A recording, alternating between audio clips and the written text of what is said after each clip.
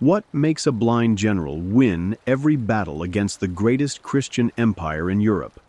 And more importantly, why did he want his body never to be found? He came into the world during a siege, not metaphorically, literally. Somewhere in Bohemia, in the late 14th century, a newborn howled his way out of a sweating mother as a church bell rang in the distance, not for joy, but to warn. Enemy troops had been spotted on the hill. The village had mud for streets and smoke for air. People lived like beetles, hunched, underground when possible, devouring scraps. And the moment he took his first breath, that breath tasted like wet ash and iron. They named him John. Surname, optional. Titles, earned or imposed. Žižka, they'd call him later. One-eyed, which, ironically, would become generous. But for now, he was just a squirming baby on a straw-stuffed cloth, born into hunger, surrounded by disease, and destined, though no one knew, to become the worst nightmare of popes, kings, and knights, with too many feathers on their helmets. Let's talk about Bohemia for a moment. Not the poetic kind. Not Bohemian, as in wine-stained artists and moonlit violinists. Number this, Bohemia smelled like boiled cabbage and bleeding gums. The Black Death had passed through like a drunk god swinging a hammer. Fields lay fallow, graves outnumbered houses. Peasants didn't count their birthdays. They counted winters survived. Jan's mother probably didn't know how old she was. She knew how many of her children had died. That was easier. She knew the price of salt, and she knew how to pray with clenched teeth. Childhood, in that place, wasn't cute. You learned to swing a stick before you learned to read, if you ever learned to read. You learned that pigs had more value than babies, because pigs could be eaten.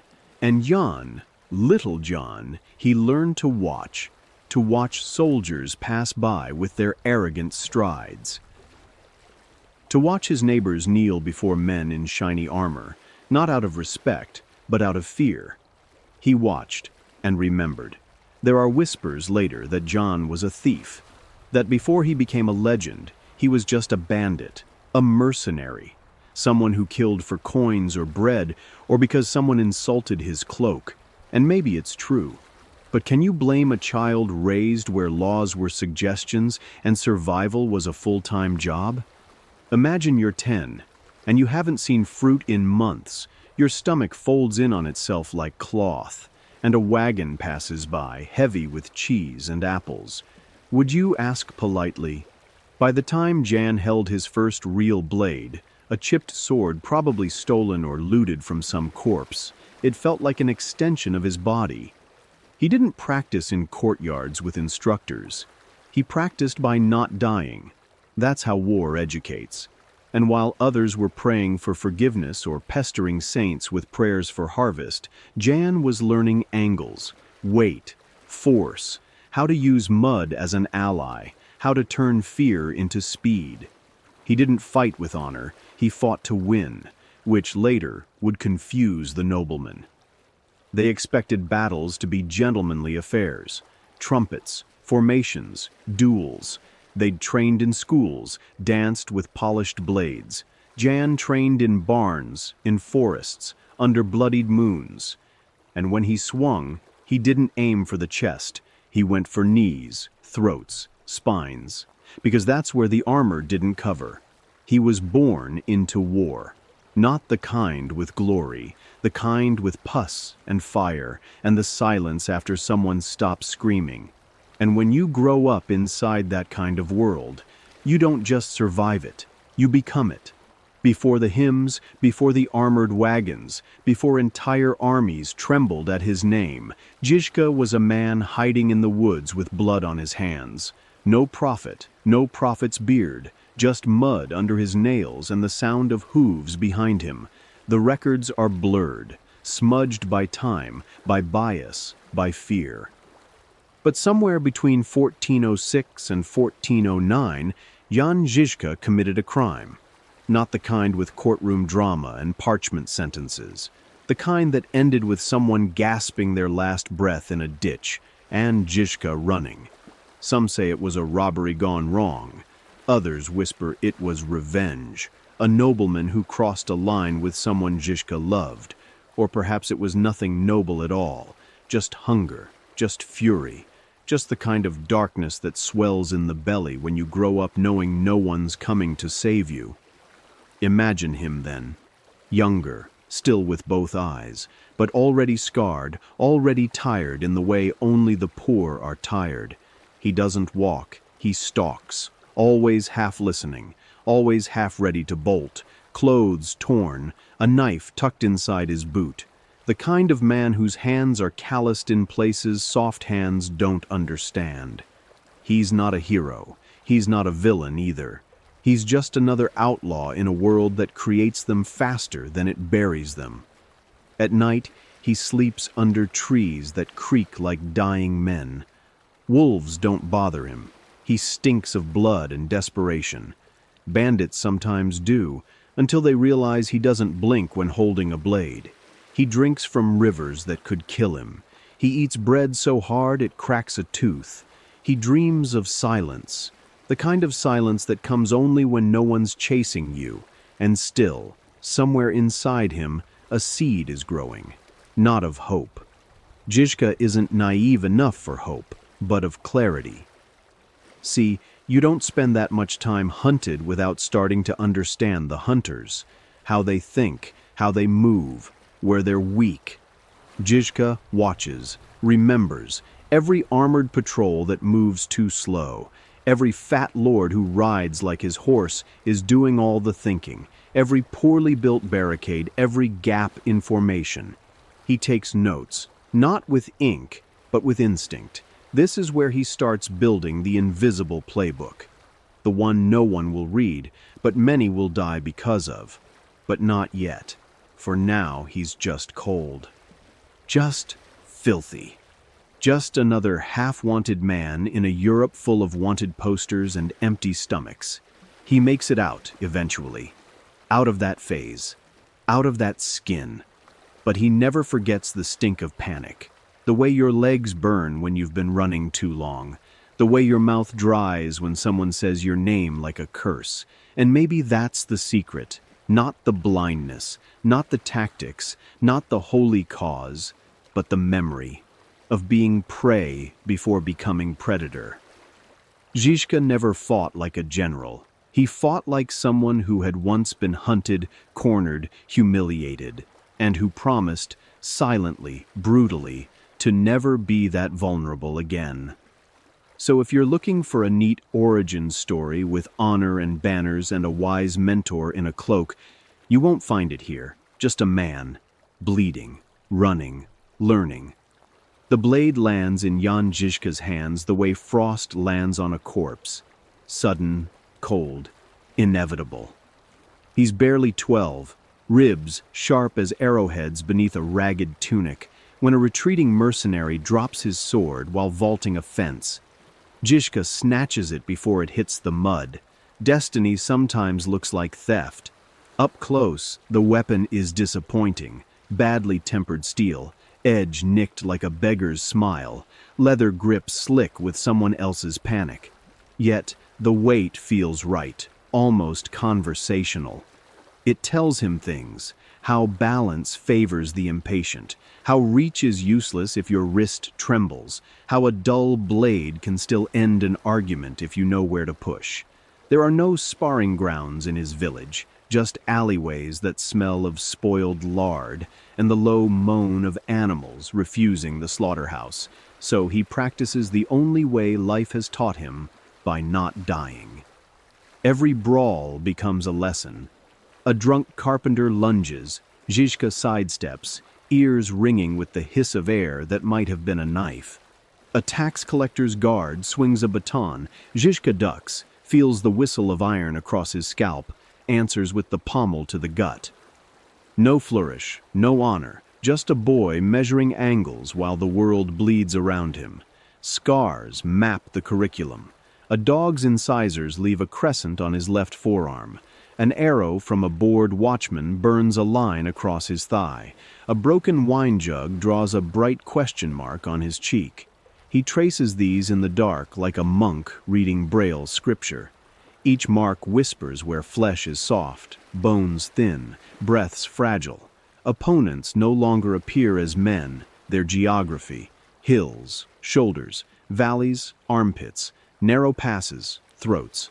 Master the terrain, and the battle is a footnote.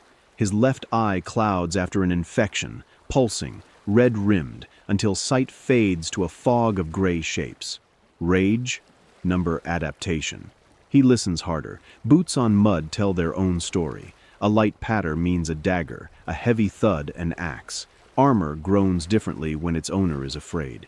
Žižka catalogues each creak the way scribes copy psalms. One dusk, 3 brigands ambush him near a stream. He registers heartbeats before he smells sweat. A thrust to an ankle, a headbutt to a nose, a blade flick across a throat. Then silence, except for the water murmuring approval. Fear, he observes, magnifies force more than muscle ever will. Famine hits. Goats become currency. Peasants barricade with splintered doors and fervent prayer. A band of mercenaries corners a dozen starving youths, Žižka among them, in a barn that stinks of moist hay and mildew. A voice whimpers, "We'll die here." Žižka, maybe 16 and already hollow-cheeked from sleepless nights, answers as if quoting scripture, "Only if we wait." He overturns a wagon, wedges stones under the axle, posts 2 boys with slings in the loft to aim for eyes, lights dung in a trough for choking smoke. When the mercenaries charge, chaos greets them. Rocks, sparks, goat hooves, and a teenage boy who does not flinch. 3 lie groaning in straw, the rest limp away, cursing. Afterward, the rescued goat nibbles Žižka's sleeve like a blessing. He savors a quieter lesson.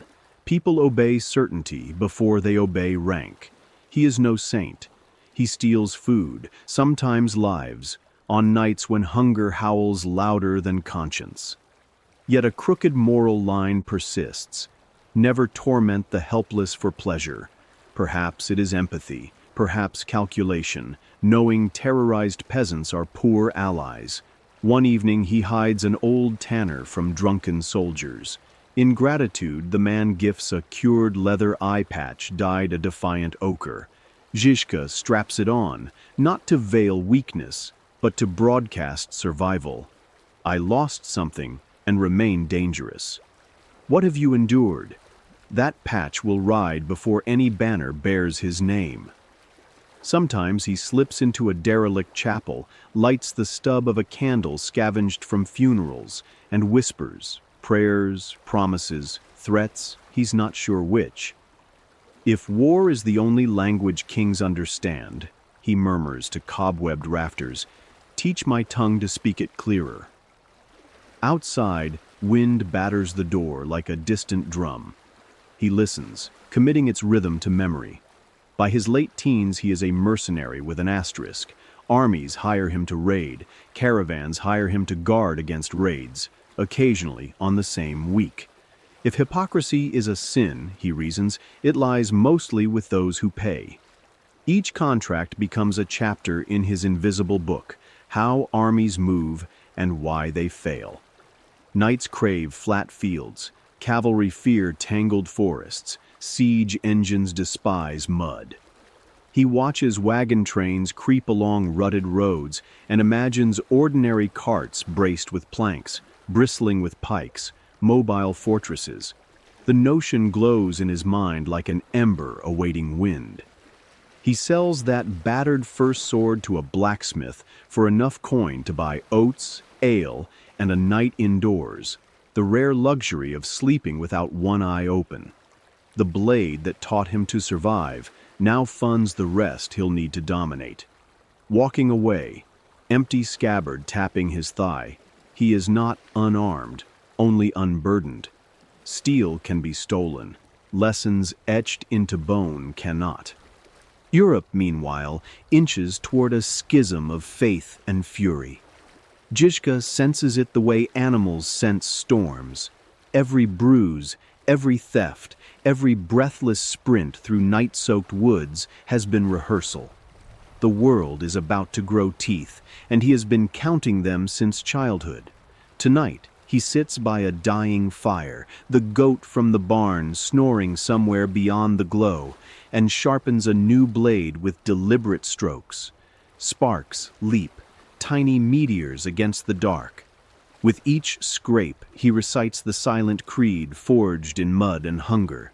Strike where it matters, retreat when it doesn't, and never again be prey. He does not smile, but his one good eye gleams, reflecting flame, reflecting future. History is sleeping, unaware that the boy by the fire will soon rewrite the rules of how men die and why. Jan Žižka enters Prague the way a storm enters a valley, quiet at first, dragging dark thoughts behind him. He is perhaps 25, cloak patched with memories of cheaper winters, one eye gauzed by clouded vision, the other sharp as flint. The city greets him with cathedral spires and the smell of overripe figs rotting in market stalls. Priests hustle past, robes sweeping dung, murmuring blessings that cost more than bread. On every corner, a beggar kneels so low, it's hard to tell where poverty ends and paving stones begin. Žižka pauses on the Charles Bridge. Below, the Vltava carries whispers, gamblers bragging, children laughing, merchants cursing the tax collector. Above, statues of saints stare blindly into sky, their marble eyes no better than his half-ruined one. He finds that comforting. Sight, he thinks, is overrated, especially when it keeps people from listening. Inside Bethlehem Chapel, the air is thick with sweat and tallow smoke. The preacher, John Hus, stands at the pulpit, voice ringing against stone like hammer on anvil. Latin prayers, he says, are chains. Gold chalices, he spits, are bait for gullible souls. Christ, he insists, wore no silk. The crowd shifts. Merchants tug beards, servants clutch rosaries. A few nobles in embroidered sleeves hide smirks behind gloves scented with imported citrus. Žižka studies each face, reading conviction, fear, calculation.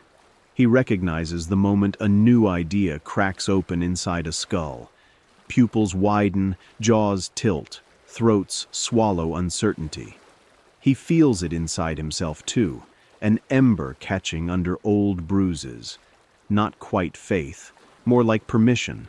Permission to despise the velvet-draped bishops who sell salvation by the ounce.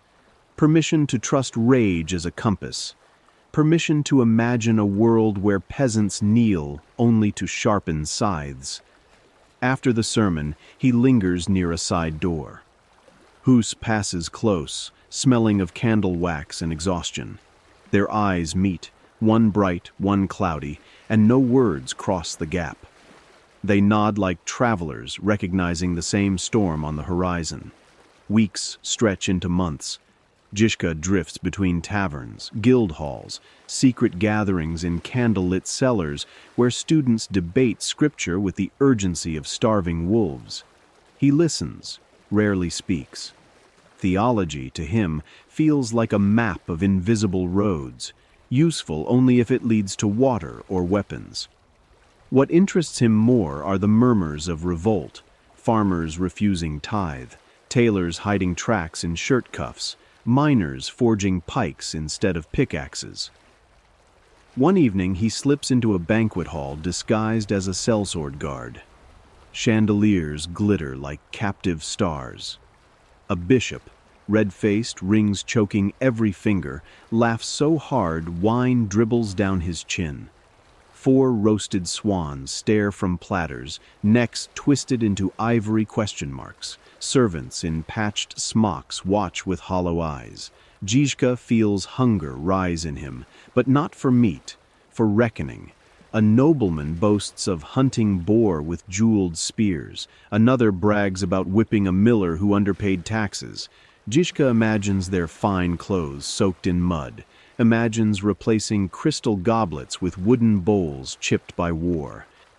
He does not act that night. He only memorizes which exits squeak, which guards favor their left leg, which aristocrat's sword arm trembles after too much claret. Strategy begins long before steel is drawn. Rumor travels faster than caravans. Counselors in Constance have summoned Hus to answer for heresy. Žižka meets the news like a smith meets an ingot, heats it, hammers it, shapes it into resolve. If they burn the preacher, Bohemia will burn back. He sharpens this thought on whetstones until sparks kiss the floor. Yet even iron conviction needs allies. He rides south, through villages where roofs sag under centuries of smoke, and speaks to men who once hired his blade. Some remember the boy with the battered sword. Others recall the youth who turned a goat and a cart into a fortress. They say, "What now, Jan?" He answers, "We build an army that doesn't bow." Coins are scarce, but fury is cheap. For every polished knight the king can summon, Žižka finds 3 farmers willing to trade plowshares for pikes if it means their children eat without kissing a bishop's ring. Not everyone is convinced. In a tavern near Tabor, a veteran knight scoffs, "Blind man, you'll march peasants against an emperor?" Žižka lifts his tankard, tilts it until ale spills across the table, creating a shining puddle. He taps its edges. "Here is your empire." Then he drags his finger straight through the middle, breaking the reflection. "Here is mine." The knight laughs until he notices the room has gone silent, every commoner's eye reflecting torchlight and an idea they've never dared taste. Winter descends. Snow muffles the land, but dissent grows louder. Hus, imprisoned, writes letters that slip past monastery gates like ghosts. Žižka reads them aloud in barn lofts, voice low, breath fogging the cold. Words like truth and justice feel heavy. He prefers freedom and steel, yet the peasants' faces shine as though a second sunrise hides behind the first. On a moonless night, he kneels alone in a graveyard, hand on a headstone worn blank by rain. Perhaps it is his mother's, perhaps a nameless stranger's. They blur in darkness. He murmurs, "They think blindness is weakness. Let it be their lantern." Wind rattles dry branches overhead like 1,000 rattling helmets. He rises, adjusts the ochre eye patch, and walks back toward the faint glow of campfires. Behind him, tombstones stand rank on rank, silent soldiers who have already paid the price. Ahead, living men wait to learn what a blind commander sees in the dark. Tomorrow he will begin drilling them, how to move carts into walls, how to hear cavalry before hooves break soil, how to trust the man beside you more than the Lord behind. Tomorrow the kingdoms of sighted kings will discover that vision is not crowned in the eyes, but in the mind. For now, Žižka lets the cold sting his cheeks, a reminder he is still flesh, mortal, fallible, undefeated. He breathes deep, smoke from distant hearths, manure, pine sap, the metallic promise of snow. These are the scents of a country about to redraw its own map, with wagon wheels, with broken chains, with the blood of those who assumed a blind man could not aim for their throats. Plague travels faster than cavalry. It slips beneath doors, perches on fleabacks, curls in a cough that crosses a room before anyone can whisper, "Amen." Jan Žižka learns this long before he commands warriors, back when he is still crisscrossing Bohemia in worn boots, watching villages extinguish like candles in a rainstorm no one sees coming. He tastes the Black Death first, as rumor, a peddler wheezing by a well, claiming whole valleys smell of sweet rot, a monk stumbling into Prague with pustules blossoming beneath his tonsure like obscene jewels. Then rumor turns tangible, fever sweat on a friend's brow, the sticky rasp in a child's breathing, Žižka remembers counting heartbeats that stuttered into silence before dawn, remembers how silence itself began to feel contagious. But plague is not only a horror, it is a tutor. It teaches him how quickly fear can unravel discipline, how even armored men shrink from an unseen enemy. He watches city gates slam shut the moment a single corpse appears in the street, watches bishops ride out to country estates while their flocks rustle and choke behind them. Lessons scored into bone. Power abandons the desperate cornered become dangerous. Winter, 1417. A hamlet near Tabor pleads for help after bandits cut off its grain road. Žižka arrives with 24 roughneck volunteers, no uniforms, just patched cloaks and eyes that have seen too many graves. They find the bandits encamped in a burned-out manor, drunk on stolen mead, dice rattling like teeth. A stand-up fight would be brutal. Žižka instead drags 2 plague corpses, swaddled in canvas stiff with dried bile, to the manor gate at nightfall. He leaves them propped like sleepers, candles guttering at their feet. By dawn the bandits are gone, leaving dice, mead, even boots behind. His men gape at the emptied stronghold. Žižka only nods. Fear swings a sharper blade than we ever could. Word spreads of a commander who wields disease as a shadow saber, who knows how to aim dread. Recruits trickle toward him, men who have lost wives, fingers, futures to the pestilence, and crave a purpose bigger than mourning.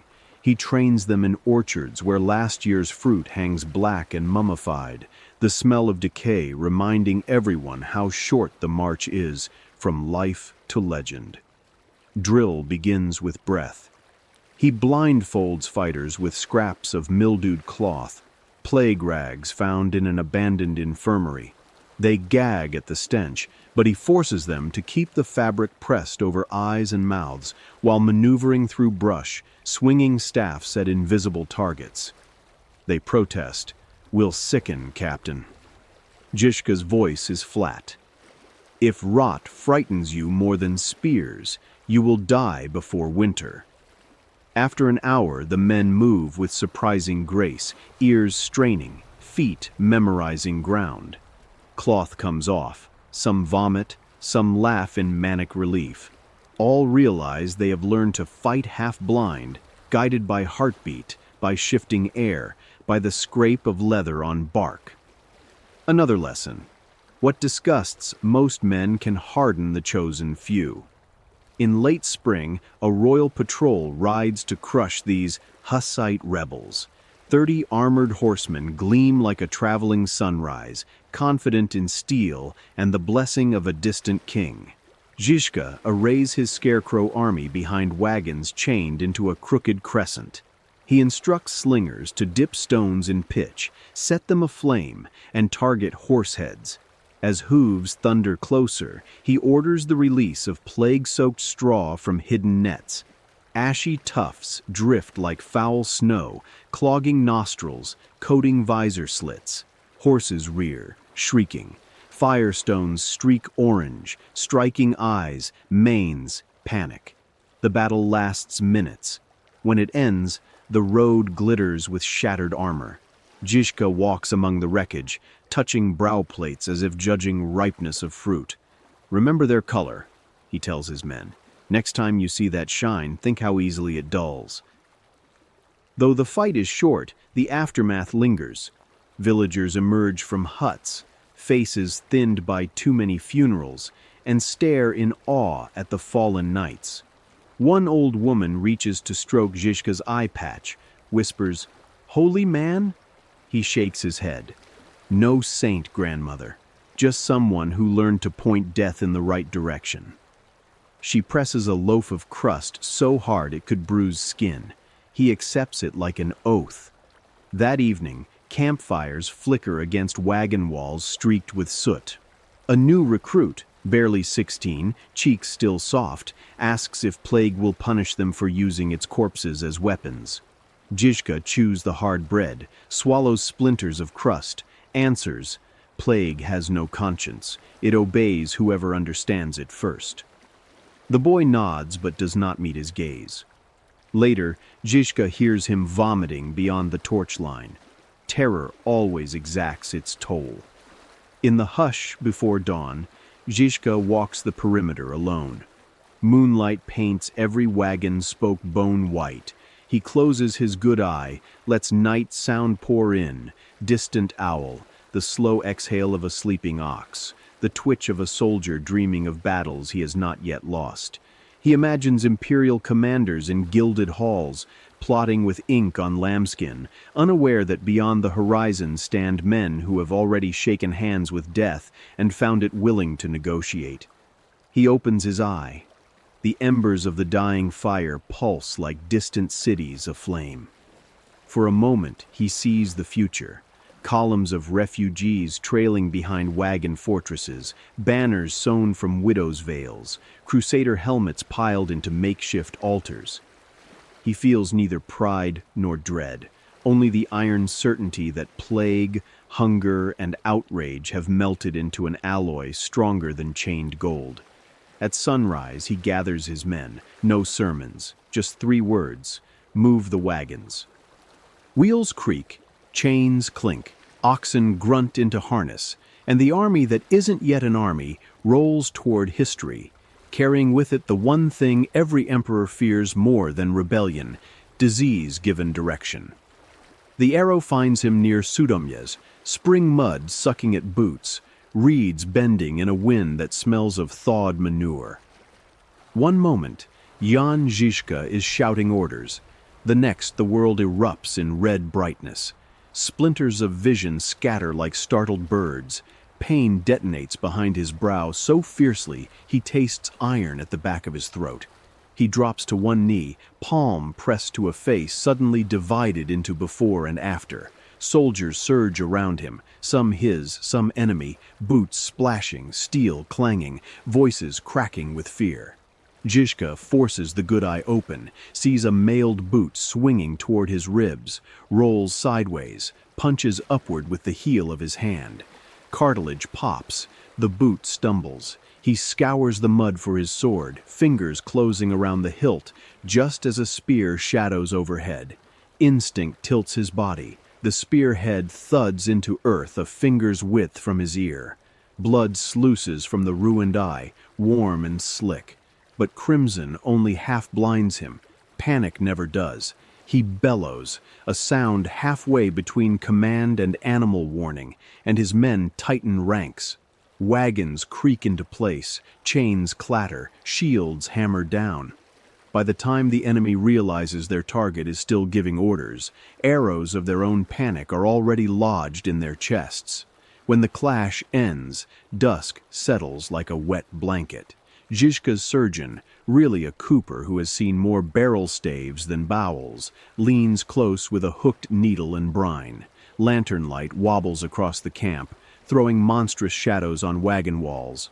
The cooper's breath reeks of onions and fear. "Captain, the eye. It's lost," Žižka replies, voice steady as a whetstone. "Then stitch the lid shut. I have no use for half doors." The needle bites. He exhales once, a hiss more than a groan, and holds still until the final knot. Morning. He calls the army to a clearing fringed with birches. The patched eye throbs, vision narrowed to a tunnel, yet his presence fills the glade like rising heat. "Every man," he announces, "will learn what blindness costs, and what it gives back." He lifts a length of linen steeped overnight in stagnant water, a brew of rot, moss, and pulverized charcoal. The smell alone buckles stomachs. He knots the cloth over his good eye. Darkness. "Listen," he says into the hush. "Your heartbeat is the drum, the wind is the scout.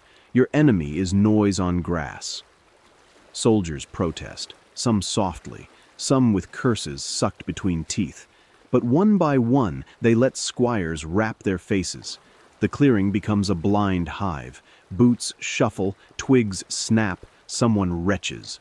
Žižka stalks among them unseen, staff tapping shins, shoulders, helmets. When a man flinches, he thunders, "You fear the stick? Fear the blade you won't hear coming." Hours stretch. Sun climbs, bakes mud into cracking plates.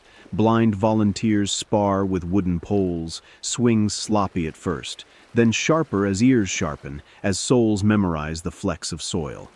An apprentice miller grazes Žižka's sleeve. Instead of praise, she gets a cuff to the ribs. "Don't celebrate contact," he snarls. "Kill or move." By twilight they stand exhausted, sweat carving clean trails through grime. Žižka removes his own foul bandage. The lid over the empty socket is swollen but sealed. His single eye sweeps the ranks. "Sight is a liar," he tells them, voice hoarse yet carrying. "It shows you banners, bright armor, pretty charges. It hides weak knees, shallow breaths, the tremor before a sword drops. Strip the lie away. Hear the tremor." That night, he retires to a wagon converted into a dim infirmary. The Cooper doctor hovers with a cup of poppy brew, but Žižka waves it off. Pain is geography. He has mapped harder terrain. Instead, he requests parchment. By lantern glow, he sketches crude lines, wagon positions, choke points, angles of hill slopes he sensed yesterday by the pull of the wind. He annotates with blunt words, mudhold, arrow funnel, panic gate, inventing names for spaces most generals never notice because gold-plated helmets block their ears. Outside, an owl hoots. He closes the eye that remains, picturing battles to come from within darkness, cavalry plunging into hidden ditches, crossbow volleys guided by drum beats instead of standard bearers, columns shattered by cartwheels they never saw rolling.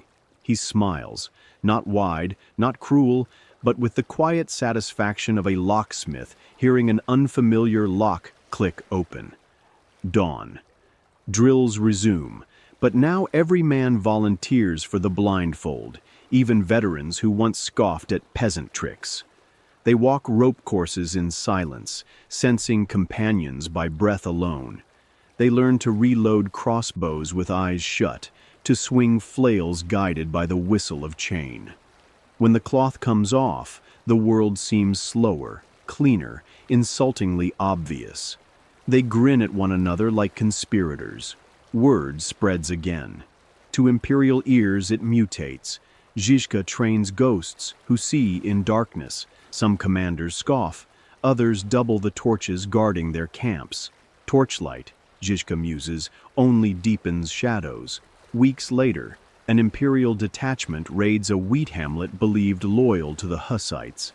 Žižka's army intercepts on a moonless night. His wagons form a crescent across a narrow valley. Drums begin, low, arrhythmic, echoing from slope to slope.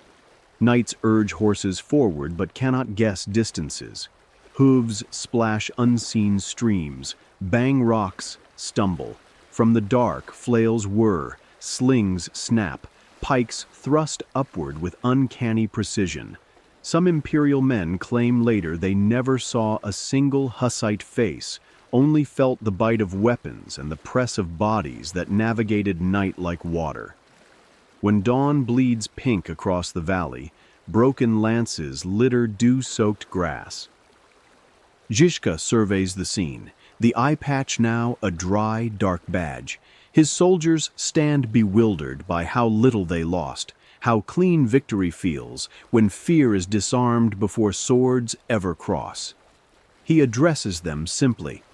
"You fought with cloth and courage. Remember which one mattered." Back in camp, he soaks a new batch of linen in a barrel already humming with flies. Recruits wrinkle noses, veterans grin. The rancid cloth is no longer punishment, but initiation, proof they belong to an army led by a man who lost half the world's light and found a truer vision in the dark. Night settles. Žižka sits alone, sharpening a hatchet by fire sputter. Sparks reflect in his eye like distant stars. Somewhere in Prague, bishops plot indictments, emperors draft crusades, nobles count debts. None of them, he thinks, are practicing to fight blindfolded amid stench and silence. And that is why they will lose. He lifts the hatchet, studies the edge. The darkness around him feels less like absence, more like territory. He is learning to own it, parcel by parcel, heartbeat by heartbeat. Soon the kingdoms of sighted men will march into shadow and discover the blind already built roads there. Summer stifles Constance like a feverish quilt. Lake water lies motionless, reflecting clouds too heavy to drift. Merchants complain the heat spoils their salted fish. Pilgrims mutter that even purgatory would be breezier. Yet the city is crowded, throats tight with anticipation. A heretic, they say, will burn today. Jan Žižka arrives at dawn, having ridden through the night on a borrowed mule whose ribs clacked like dice in a cup. Dust cakes his cloak, sweat salts his lashes, but fatigue scurries for cover when he sees the scaffold rising by the city walls. Rough timbers, fresh cut, still bleeding sap. A stake stands in the center, thick as a mast, with iron rings waiting like indifferent bracelets. Nearby, a cart groans under bundles of dried faggots, wood chosen for its eagerness to catch. Hus approaches under armed escort, chains clinking lullaby slow. He looks smaller than the thunder of his sermons suggested, stooped, hair shorn to gray stubble, ankles swollen where iron bit flesh during the long imprisonment. But his eyes glow the way embers do when you prod last night's ashes. Not bright, exactly, but intent on surviving a little longer, just to prove darkness wrong. A priest offers one final chance to recant. The words drift across the square in oily Latin, slick with ritual. Huss's reply is plain Czech, thin but clear. I would not for a chapel of gold desert the truth. A few guards flinch, as though truth itself might be contagious. They strip him of vestments, first the robe, then the stole, each removed with theatrical disgust, as if undressing disease. Žižka notes that none of the clergymen soil their own hands. Deacons do the peeling while bishops look on, rings catching stray gleams of sun. When they bind Hus to the stake, the crowd leans in, not out of reverence but hunger for spectacle. Sweat and tallow smoke mix with the sour tang of yesterday's ale. A woman near Žižka presses a cloth to her nose. Another clutches a string of beads so tightly her knuckles show bone. Žižka folds arms across chest, eye patch itching in the heat, and waits. A torch touches the tinder. Flame skulks upward, tasting, then leaps with a bark. Dry wood crackles. Resin pops like spit on griddle. Hus lifts his head and begins to sing. The melody is an old hymn, simple farm kitchen plain, too gentle for a pyre. His voice falters when sparks lick his robes, steadies again as if the tune itself were armor. The fire climbs, robes bloom into petals of light. Smoke twines around his words and carries them off, scattering notes across rooftops where pigeons flutter in startled bursts.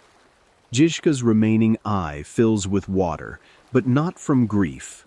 Smoke claws the throat, scratches the sinuses, stings tears out of anyone standing too close. He forces himself not to blink. He makes himself watch every stage, cloth curling to black lace, skin whitening then blistering, beard flaring like straw, song dissolving into a hiss too soft to hear over the cheer that surges when flames finally crown the monk's head. Some in the crowd cross themselves.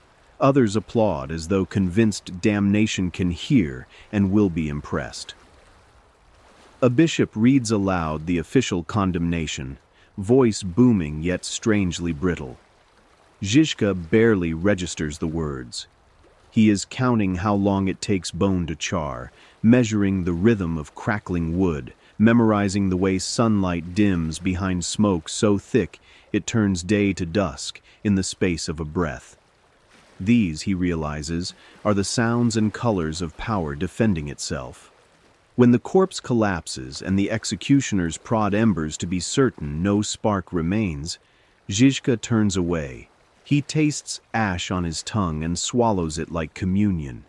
His mule waits tethered to a post. Flies worry its flanks.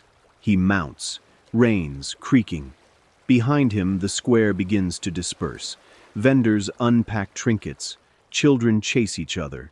A juggler resumes tossing apples as though nothing holy ever happened here. That indifference, Žižka thinks, may be the worst part. He rides east, relentless. Each mile grinds the scene deeper. Huss's last hymn threading through hoofbeats, the smell of burnt linen stitched to his cloak. Villages along the route already hum with news. Huss is dead, Prague will riot. The council has hammered its own coffin closed. At taverns, Žižka encounters students speaking of vengeance like newlyweds speak of future children, eager, idealistic, unaware of how messy birth will be. He listens, drinks sour beer, and sketches wagon formations in spilled foam. In Prague, candles flicker in every window, as if the city itself has become a vigil. Graffiti appears on cathedral doors. Truth conquers, scratched by hands that tremble, yet refuse to drop the nail. At Bethlehem Chapel, the pulpit stands draped in black cloth. Word has it the archbishop wants the building seized. No bailiff dares approach. Žižka assembles comrades, miners with shoulders like quarry walls, tailors whose needles now stitch leather brigandines, students who swapped quills for pikes. They gather in an abandoned granary, dust motes swirling through rafters. Žižka speaks little. Instead, he places on a table a single charred stick taken from Constance. Its tip crumbles into powder. "This," he says, "is what the council thinks of your prayers." Silence thickens. Someone exhales a curse like steam from a kettle. Another murmurs amen. The stick, small as it is, feels heavier than any sword in the room. Plans ignite. They will escort Hussite preachers, defend villages refusing Latin Mass, seize church grain stores for hungry families. They will, Žižka promises, answer fire with fire, not on helpless monks, but on armies hiding behind silk and incense. That night, he stands atop Hradčany Hill, Prague lanterns shimmering below like islands in black water. Wind snaps his cloak, cool against fevered skin. He closes his eye, sees once again the flames wreathing Huss, hears the hymn ascending like smoke toward indifferent heaven. He vows, not to God, not to saints, but to the ghost of a man who sang while burning, that Bohemia will never again kneel to fear wearing a bishop's hat. A church bell tolls midnight. Žižka touches the charred stick in his pocket. It leaves a smear of soot on his fingers. He spreads the stain across his palm until the whole hand shines dull black in moonlight. Then he clenches a fist. Embers, he knows, are patient. They sleep in ash, waiting for breath. Tomorrow he will give them wind, wheels, iron, and men who have seen what happens when truth is chained to a stake. The hills south of Tabor echo with a new language, oak thudding under adzes, iron shrieking into shape, the deep-throated laugh of pitch bubbling in cauldrons. John Žižka strides through the half-built camp like a conductor inspecting his orchestra. Everywhere he looks, ordinary farm wagons molt into something ferocious. Carpenters, some conscripted, most volunteer, strip sideboards from carts that once hauled hay and cabbages. They bolt thicker planks in place, layer rawhide between seams, smear every joint with boiling pine resin that smokes and stings nostrils. The scent is part forest, part battlefield, sap sweet, blood bitter, a promise sealed in fumes. Blacksmiths, sleeves scorched to the elbow, punch holes through wagon rails, rivet iron plates scavenged from cathedral doors and broken plowshares. Sparks arc like fireflies at midnight. Each hiss on cool grass marks another breath drawn for a machine that has never existed before. A boy pumps bellows until his cheeks purple. Žižka ruffles the child's hair, marveling that war has found apprentices younger than his scars. Oxen wait beneath willows, chewing cud, oblivious that their yokes will soon drag mobile walls. Their breath rises in white plumes despite the spring warmth, evidence of nerves passed along lines grown taut with noise and firelight. Women haul buckets of water to cool glowing metal.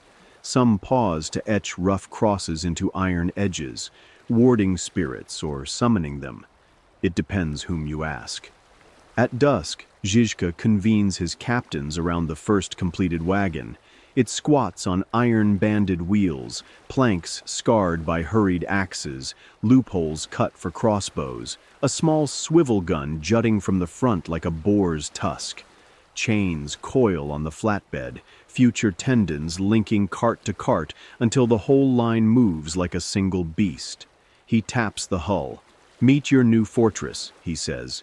"Treat her better than your own ribs. She'll outlast both." A veteran miner snorts. "Looks like a barn on wheels." Žižka grins. "Exactly.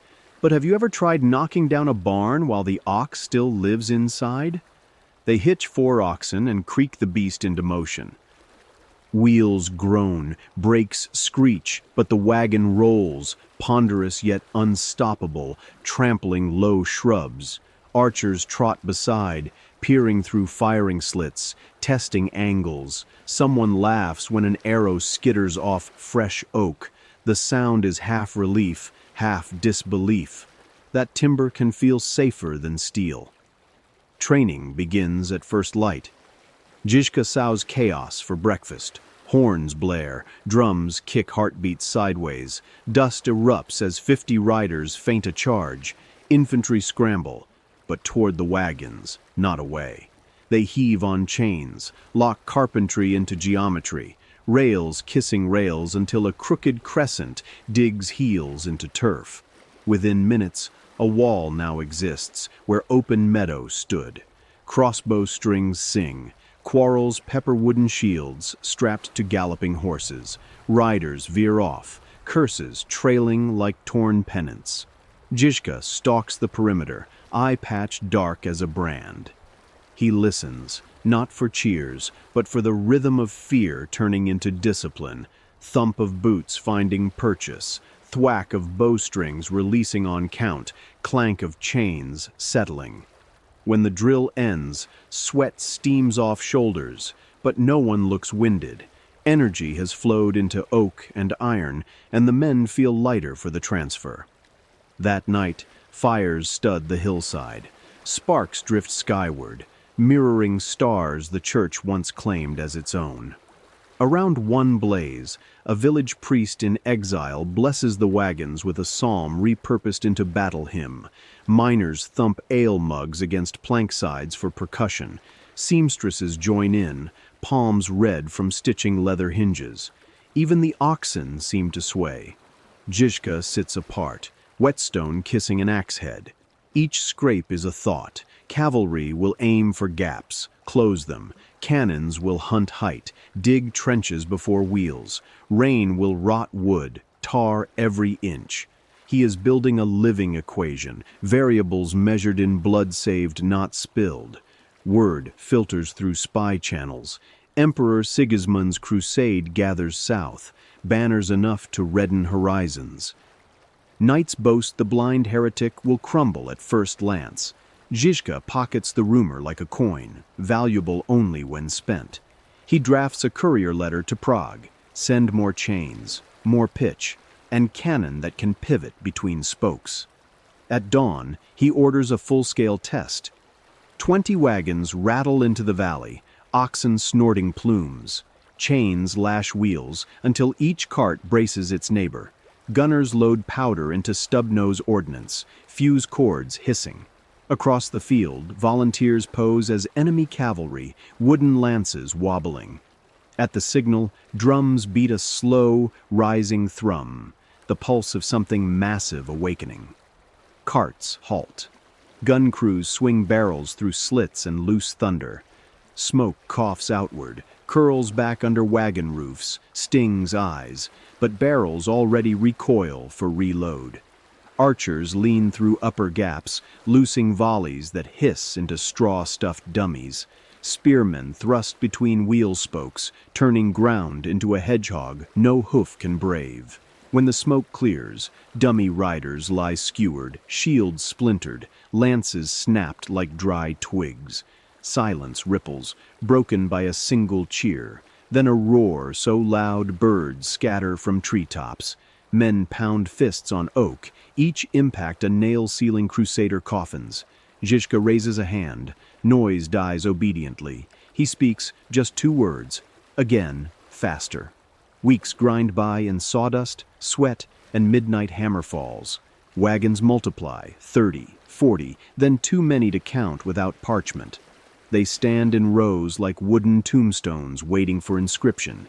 Each bears scars, notches from test arrows, scorch marks where cannons spat flame, muddy fingerprints of children who sneaked through camp and dared to dream of riding one someday.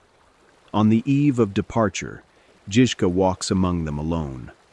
Moonlight silver plates every plank. The chains glint like dormant serpents. He rests his palm on the nearest hull, feeling the night's chill sink into calluses. Somewhere beyond the ridge, thousands of crusader hooves churn dust toward Bohemia. They trust armor, banners, the righteousness of distant popes. They have never met a barn that chooses when and whom to crush. Žižka closes his eye. He pictures the battlefield as a great board, squares shifting under rain clouds. Knights will gallop, thunder, believe momentum is victory. They will meet a wall that moves, breathes, reloads. They will learn too late that speed gives no advantage when the road itself bites back. He opens the eye, inhales wood smoke, ox musk, fresh forged iron, all sense of ordinary labor, twisted now into engines of revolt. Rest well, he whispers to the wagons, as if they can hear. Maybe they can. They creak softly in the wind, eager like hounds tugging leashes. Back at his tent, maps wait and men snore, and dawn prepares to paint the ground with crusader colors. Žižka dips quill into ink, writes a line for tomorrow's orders. Let the enemy spend his fury. We will spend only wheels and wood. He sands the note, folds it, extinguishes the lamp. Outside, the wagons loom, silent, patient, armored faith on 4 wheels. Somewhere in their timber hearts, embers of a monk's last hymn glow, ready to roar when iron hooves try to stamp them out. Dawn smolders orange behind low clouds, too heavy to rise, as if the sky itself hesitates to witness what is coming. Žižka's wagons sit in ragged crescent formation on a gentle rise above the Moravian plain, their fresh tar scent wrestling with the musk of trampled grass. Beyond them, half a mile of open ground yawns toward the Crusader camp, tents striped imperial crimson, pennants stiff in the breeze like accusing fingers. Somewhere in that canvas forest, priests bless sword points and knights polish excuses for mercy. Žižka scans the distance with his single eye. Even from here he can tell the enemy is restless. Lines ripple, horses rear, torches flare where none are needed. Night drills, he guesses, commanders forcing men to rehearse courage until dawn interrupts. Fear, like water in cracked wood, swells under pressure. He calls his captains. They gather beneath the central wagon, its iron-capped wheels sunk deep for stability. A drummer stands beside them, mallet poised above oxhide taut as a drawn bow. Today, Žižka says, voice low but carrying, we weaponize the air. He gestures to 3 hornblowers, miners' sons who replaced picks with brass spirals salvaged from abandoned chapels. "Remember the pattern." They nod, cheeks already flushed with anticipation. The plan is simple. Turn sound into a blade sharper than steel. Cut morale before flesh bleeds. Žižka knows men flinch at what they hear before they flinch at what they see. He felt it once, hiding in woods as hoofbeats thundered closer. Let the crusaders taste that same acid on the tongue. He steps away, lifts a hand. The drummer strikes a single, hollow note, thum, and silence swallows the plain. A heartbeat later, horns answer, 3 descending blasts that twist the morning air like cold water down a spine. Knights across the field jerk their helms up, scanning for cavalry that isn't there. A few horses sidestep, iron shoes skittering. Thum, another drumbeat, deeper, like earth itself rumbling displeasure. Horns again, now 2 notes, rising, mocking the earlier fall. Rhythm without source breeds suspicion. Suspicion curdles into dread. Inside each wagon, crossbowmen wait with bolts notched, eyes dilated in half-dark. Slingers cradle pouches of lead stones etched with crude crosses, as if marking the difference between sin and necessity matters at this point. They mouth the horn pattern under their breath, sinking nerves to choreography. Across the field, crusader commanders bellow orders. Trumpets squeal bright notes, responses too sharp, too eager, betraying anxiety. Žižka's horns answer with slower moans, elongated, as if laughing at the imperial urgency. The auditory tug-of-war stretches nerves like ropes over fire. "Now the bells," Žižka murmurs. Runners relay the word. 10 paces behind the wagon line, farm carts tilt on their sides. At each, a youth, barefoot, knuckles white, swings a mallet against bronze church bells looted from parishes that sided with the crusade. Gong. The note rolls like distant thunder trapped in a cave. Another bell answers, pitched lower, then higher, a dissonant choir. The plain vibrates. Horses whinny. One rears, throwing its rider amid a jangle of plates. Žižka listens for the change, the precise moment when sound stops being noise and becomes omen. He hears it in the way the enemy trumpets sputter, cut short. Even the wind seems to pause, uncertain which direction to condemn. He turns to a young slinger trembling at his post. "First time?" The boy nods, jaw clenched. Žižka rests a hand on his shoulder. "Good. Fear keeps you alive, if you aim it outward." Across the no-man's land, banners finally dip forward. The crusader cavalry begins to move. Lances lower like a field of wheat bowing to unseen storm. Drums on their side pick up a trot rhythm, dum-da-dum-da, an old imperial cadence meant to steady hearts. Žižka's drummer counters with a roll that accelerates, then halts mid-pulse, leaving echoes gasping. Disrupted expectation tastes like poison in a dry mouth. He signals gunners to stand ready. Wagon's small cannons, crudely cast but hungry, angle down the slope, fuses braided short for rapid fire. Spearmen kneel between wheels, points tilted like thorns waiting for a careless hand. The cavalry advances, pace quickening. Armor clinks, banners flap, hooves drum a gathering apocalypse. At 200 paces, Žižka drops his arm. Horns blare one sustained wail, high, piercing, as if sky itself screams. Simultaneously, the bells cease.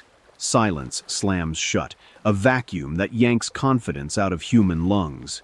Into that hush, cannons bark. Smoky fists punch the hillside. Iron shot tears toward the tightening wedge of horse and man. Some rounds miss, gouging earth, but several ping shields, shatter lances, tumble armored riders like kicked toys.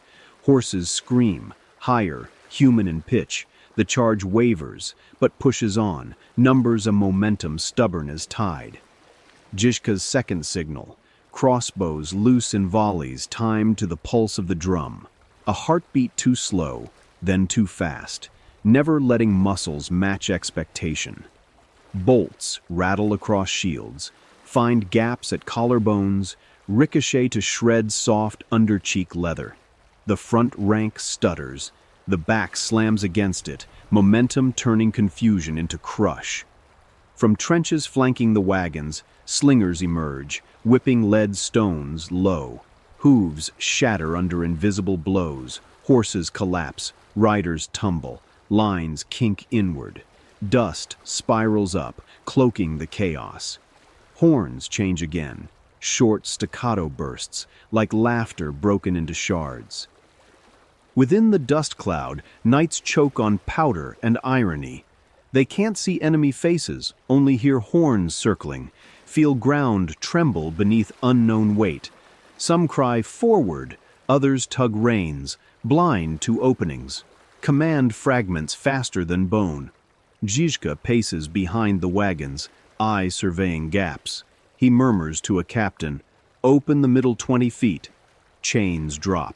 2 wagons roll aside, just enough space for cavalry panicked into flight to funnel in. As predicted, a knot of riders spots daylight, drives hard. Inside the gap waits a thicket of pikes, points kissing the dawn. The first horse impales itself. The second tries to leap, trips over dying flesh. Bodies pile, screams muffled by ringing ears. Within minutes the charge dissolves. Stragglers wheel away, lances discarded, looking less like crusaders and more like men late for graves. Trumpets bleat retreat, notes shaking. Žižka lets them go, pursuit wastes breath. Fear seeded today will bloom tomorrow when they must ride again. The plain falls quiet, except for the twitch of dying mounts, the creak of wagon wood settling. A hush, heavy with realization. Walls can move, sound can stab, and blind men can guide eyes better than kings do. Žižka leans on a spear haft, sweat tracing salt through road dust on his cheeks. Around him soldiers exhale, some laugh, a few vomit, nerve-seeking exit. He raises a hand. Calm returns. "Listen," he says. They obey. Wind lifts, carrying faint imperial horns wailing retreat. Žižka smiles, small and grim. "That," he tells them, "is what fear sounds like on the other side." Drums resume, not loud, not urgent, but steady. Wagons groan forward, repositioning for whatever noon may bring.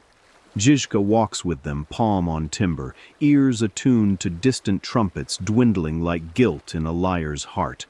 He knows they will return with more men, heavier cannon, sermons of righteous fury. Good, sound, he thinks, carries far. Far enough for every army in Europe to hear the echo of their failure today. He lifts his voice, low but sure. "Horns ready. We'll teach them another song before sunset." The sun is a white coin tossed into a pale sky when Jan Žižka rides toward Kutna Hora, frost cracking beneath his horse's hooves. Miners line the road, faces smeared with silver dust, offering 2-finger salutes, half greeting, half prayer. They whisper that the emperor himself is marching with new guns, guns so big they name them after saints. Žižka pats the nearest shoulder, answers, "Saints don't load their own powder," and continues on. Snow begins at noon, first a polite flutter, then thick flakes that bury tracks before memory can cling. By dusk, the world reduces to white and the smell of wet wool. Campfires sputter useless against cold that feels personal. Inside the war wagon circle, men huddle, sharpening blades more for comfort than necessity. Steel sings better than teeth chattering. Žižka studies a map lit by tallow lamp. Lines blur. His good eye has a grain of gravel caught beneath the lid, scratching with every blink. He rinses it in lukewarm beer. Water is ice now, grunts, and turns to the surgeon Cooper. "Spec will work itself out," the man says too quickly. Žižka narrows the eye. "Or take the eye with it." The Cooper looks away. Night brings noises that do not belong to weather. A distant clap, deep and deliberate, cannon. A second, closer. Snow dampens the shockwave, but the oxen bawl, sensing what ears miss. Žižka snaps orders, sentries change, powder stays dry beneath oilcloth. He tries to rest, but dreams of thunder creeping on cat feet. Dawn, gray and grudging. Imperial guns appear on a ridge, silhouettes like squat towers. Between them glints an army, helms, pikeheads, banner studs, all shivering in morning light. Trumpets bawl a challenge brittle as icicles. Žižka's drummer answers once, a heartbeat of defiance that fogs the air. Artillery speaks first. Iron balls howl, carve contrails through snow haze. The first shot smashes a wagon wheel into toothpicks. Splinters hiss past Žižka's cheek. Men scramble to reinforce with spare planks, curses turning to vapor mid-sentence. Second shot buries itself in frozen soil short of the line. Luck or miscalculation. Either way, lessons. Žižka squints downslope, gauging distance, trajectory, timing. The scratch in his eye turns every blink into a spark of pain. He keeps calculating. Move wagons 3 paces forward between volleys. Drop shields to ground for angled deflection. Fire swivel guns only after third enemy salvo, when they're smoke blinds spotters. A runner arrives, hair frosted white, shouting above cannon growl. Knights, forming on the left. Žižka swings into saddle, trots behind the wagons to inspect. Lances bob like reeds in storm-tossed grass. He signals archers, adjusts a chain barrier. Snowflakes sting his eye, vision doubles, triples. He wipes with glove, smears blood, his tear duct leaking pink. The cannon's third roar finds its mark. A ball slams the wagon beside him. Oak erupts into daggers. Iron bands whip free. Ox screams. Shrapnel snaps past his face. Something hot punches his brow. The world tips, rights itself, gutters to half light. He pitches from saddle, hits snow so hard it squeals. Sound narrows to an underwater throb. He gropes for helmet. Gone. Gloved fingers probe his face, meet slick warmth. When he opens the eye, nothing answers. Only black threaded with red like embers in soot. He exhales smoke, realizes it is breath. Snow falls heavier, muting colors, forgiving details. Footsteps crunch. A squire kneels, voice cracking. "Captain, your eye." Žižka grabs the boy's wrist. "Does the wagon still burn?" The squire hesitates. "Answer." "Yes, but men are dousing." "Then see it done."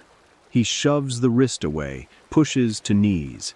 Balance reels. Darkness weights the skull unevenly. He presses snow to the wound, feels pulse throb against ice. Drums, his drums, resume, slower, anchoring. Horns stutter commands prearranged for this unimaginable contingency. The general silent, the guns still loud. Captains take positions, wagons grind forward to close the gap. He hears every chain rattle, each axle complaint. Without sight, the battlefield reveals itself in vibration. Cannon roar echoed by hillside, hooves shaking crusted snow, the whistle of arrows slicing air. A medic tries to bandage. Žižka swats him away. Pain stakes a claim, but rage pays the mortgage. He stands, sways, catches a wagon rail. Splinters bite palm. Good, proof of place. He shouts orders into the wind, names distances by memory. 7th wagon pivot left 2 spans. Fire on my mark. Time dilates. Mark becomes drumbeat 3, then swivel guns answer with coughing flame. Cheers follow, enemy hit, even if unseen. Knights charge the flank, hooves muffled by snow. Žižka hears their armor chime, calculates speed, shouts for pit traps to spring. Miners yank ropes, hidden beams collapse earthen walls, horses plunge, spearmen spear the fallen, screams echo off ice like metal striking marble. The imperial barrage slows, smoke blankets their ridge, wind shoving it back into gunners' faces. Žižka smells sulfur, tastes copper. His men reload at rhythm he taught. Breathe, rotate, release. Cannonballs sail overhead, fewer, wilder. One lands amid crusader reserves. Distant panic wafts on cold. He moves wagon to wagon, hand on wood, issuing terse adjustments. Soldiers watch the blind commander pass, blood-slick patch already frozen to brow, and their own fear feels petty. If he can navigate darkness, they can navigate dread. Afternoon brings lull, snow thins, clouds crack, revealing pale sky. Imperial horns call retreat disguised as regrouping. Žižka strains to listen. Footsteps withdrawing, clatter of limbers reclaiming guns. He tilts head, hears silence widen. Victory? No. Stalemate. But survival is triumph enough today. Only then does weakness seep past adrenaline. Knees buckle. He sits in snow, feels warmth bloom under cloak, blood thawing ice. The surgeon arrives again. This time Žižka allows hands to work, needle tugging flesh closed. Pain flickers, but cannot eclipse darkness. Night descends. Fires flicker along wagon line. He lies on a cot inside a canvas lean-to, scent of pine resin and cooked millet thick in air. Captains report casualties, ammo counts, morale. He nods, stores data in mind already mapping tomorrow's corrections. Finally alone he raises gloved fingers before face. Nothing. He lowers them, exhales. In the black he recalls his first sword, the fistful of splinters, Huss's final hymn. Each memory glows faint, not in eyes but somewhere deeper. Vision was always overrated, he thinks. Sight is what fools trust when instinct hesitates. Outside, wind strums wagon chains, sounding almost like church bells muffled under blankets. He listens until chain and heartbeat share tempo. Then he smiles, small, private. The world just leveled the field, took what remained of light, but in darkness, every enemy is as blind as he is. Let them come tomorrow, he whispers. We've practiced fighting with rot on our eyes. Now the rot belongs to everyone. Snow taps canvas like fingers counting time. He sleeps, not peace, but purpose, while camp torches hiss, and far across the plain, crusader tents glow like lanterns guiding blind men to their doom. The thaw comes late that year, as if the earth itself fears what will sprout once the ice lets go. Snow retreats in ragged patches, revealing fields trampled to gruel beneath thousands of boots. Where wheat should rise, only churned mud waits, thick, sucking, eager to swallow shoes and, if it can, men. Jan Žižka stands on a low ridge above one such field, breath curling like smoke from a quenched blade, and watches peasants arrive in trickles of twos and threes. They bring what they have, flails scarred by threshing seasons, scythes keen from mornings of grass, mattocks polished by toil, and faces creased by wind, hunger, and the weary wonder of standing before a legend who cannot see them, yet seems to read their hearts. Word has spread that the blind captain needs more hands. The fields, emptied of seed, have offered them instead. Žižka listens to the shuffle of feet, the clink of iron teeth against iron teeth. Each sound reveals posture, resolve, doubt. He limps forward, last eye gone, balance earned anew, until mud sucks at his boots. The farmers hush. He raises both arms, as though gathering invisible reins, and speaks. Your scythes cut grain because grain doesn't fight back. Today they will learn a harder lesson. His voice rasps from cannon smoke and sleepless nights, but carries. Grip not the handle, you know. Grip purpose. Swing not for the stalk. Swing for the gap under a knight's arm, the tendon at a horse's knee, the artery that keeps the bishop's purse beating. A low murmur ripples. half shock, half thrill. He gestures to captains. They step forward with bundles of leather straps, lengths of chain, steel hooks hammered from plowshares. Peasants watch as blades are unbolted from handles, rotated 90 degrees, bolted again so the scythe's curve faces forward like a talon. A new weapon is born, a polearm long enough to reach past shield rims, wicked enough to harvest more than rye. Training begins with mud. Žižka orders trenches flooded by diverting a rivulet, meltwater and soil churned to bog. "This," he announces, "is your home until you understand it." He steps in first, boot disappearing to the ankle, steadies, invites them with a crooked smile. Reluctant feet follow. Cold seeps up shins. The smell is raw earth and last year's rot. Every step suctions, demands more muscle than a plow ever asked. He calls the drill walking death. Lines advance 5 paces, scythes leveled, then retreat 3, always keeping the blade low, wrists locked. If you lift the heel too high, you fall. If you swing wide, mud drags momentum away. Knights rely on speed. Mud ruins speed. Peasants learn to love this sabotage. Hours grind, shoulders ache, calves tremble, but hands remember seasons of steady labor. The rhythm becomes familiar. Žižka's drummer beats a slow, relentless cadence, thud, thud, thud, echoing the plod of oxen in fields. Each beat marks a collective breath, step, thrust, reset. When fatigue threatens, he orders horns to sound the pattern used to break crusader charges, an auditory promise that their labor will soon humiliate gold-plated arrogance. At dusk, he has them form a square inside the bog, scythes bristling outward. He strides along the perimeter, boot sucking free with wet pops. "Imagine horses." They do. Snorts, wide eyes, muscles coiled for panic. Imagine riders who never tilled a row in their lives. They think mud is inconvenience, not conspirator. He pauses. Let them gallop, let them sink, then cut low where armor ends and pride begins. Next day, armor arrives in wheelbarrows, dented breastplates, cracked helms, scavenged from retreats. Žižka orders them strung from poles planted in mud. They sway like headless ghosts. Peasants practice thrusts, the metal ringing each time scythe bill meets steel, sparks flying into mist. A farmer's daughter, freckles hidden beneath grime, lands a strike that snaps a breastplate strap. The armor tumbles. Laughter erupts, startled and bright.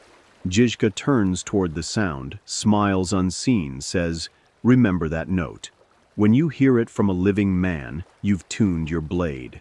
He institutes night lessons, blindfolded drills around campfires banked low so smoke irritates eyes.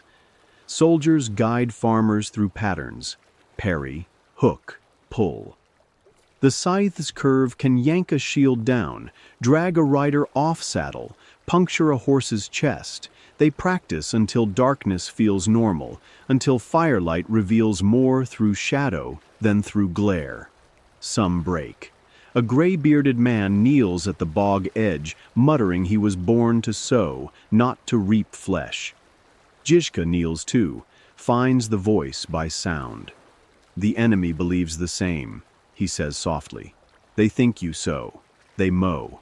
Prove them wrong once, and they will fear every furrow." The old man rises, hands trembling less.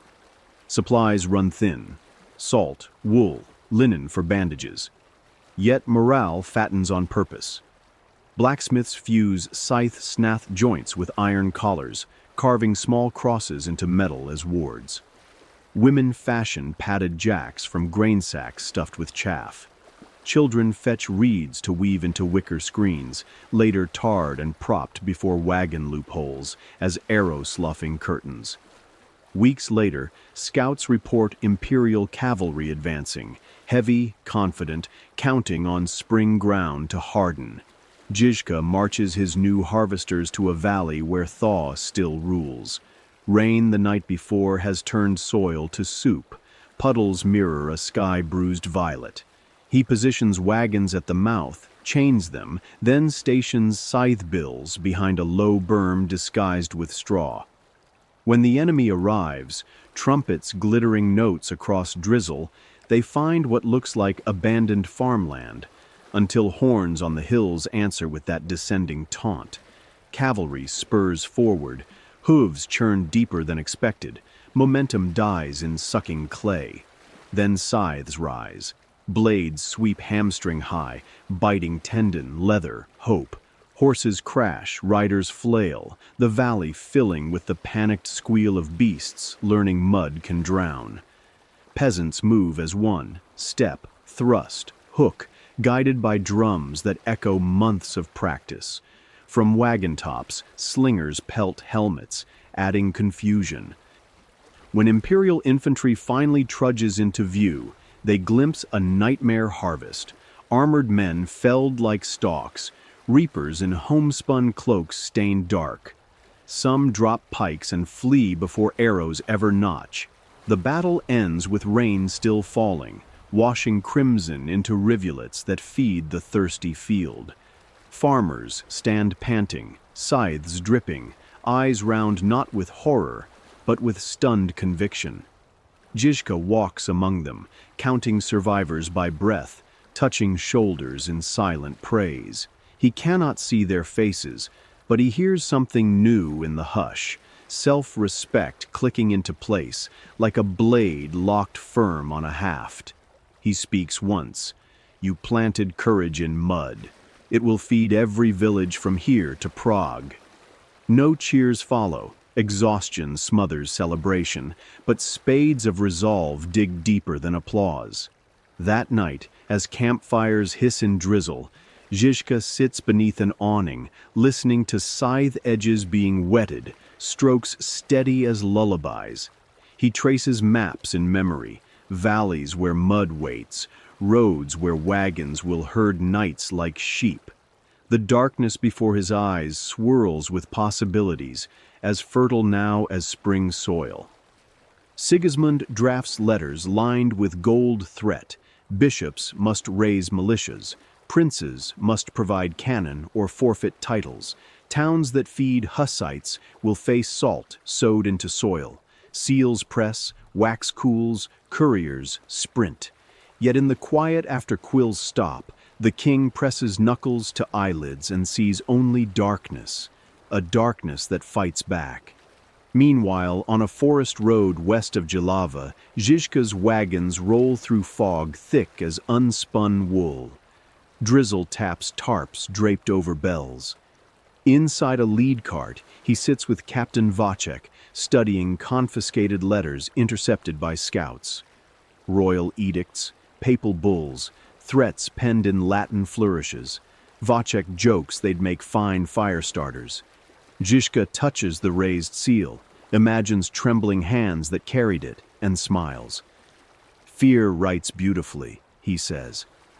He dictates a reply, short, almost courteous, to King Sigismund and His Holiness. "Martin V, thank you for sending more wood for our wagons. Each crusade you call provides planks, armor, and cannon enough to rebuild what you burn. We await your next delivery." He signs with a crude drawing, a single eye over crossed flails. The messenger who bears it south will be paid in gold and nightmares. That night, campfires burn low. Žižka wanders the perimeter guided by creak of ropes, mutter of sentries, smell of bacon thickening air.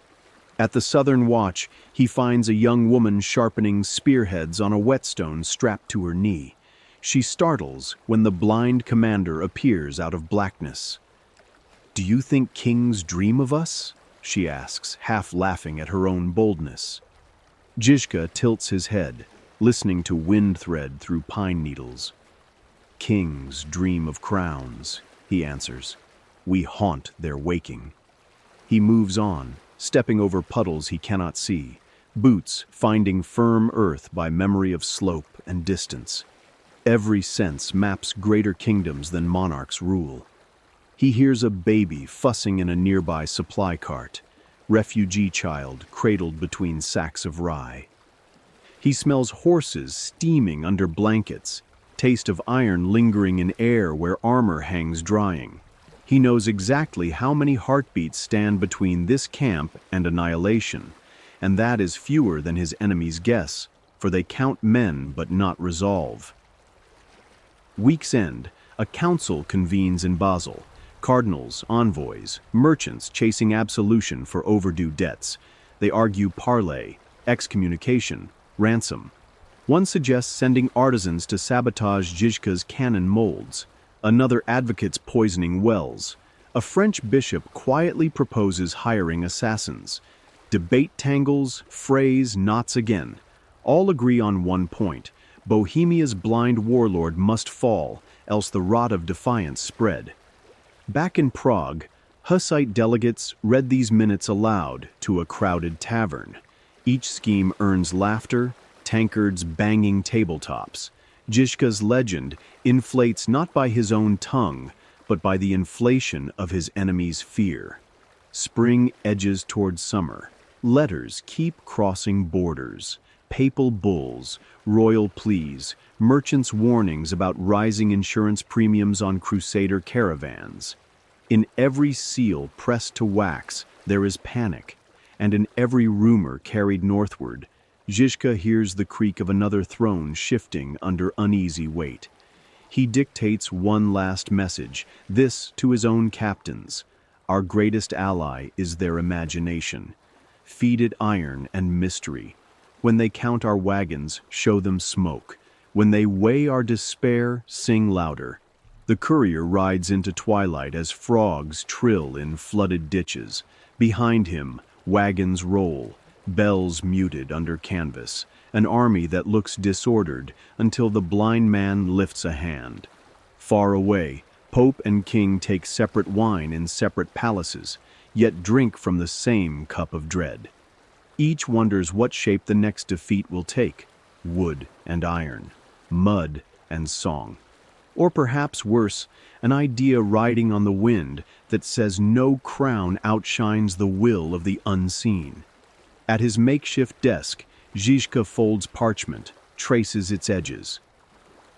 Sightless, he still pictures Martin's tapestries, Sigismund's map, fear blooming behind walls of gold leaf.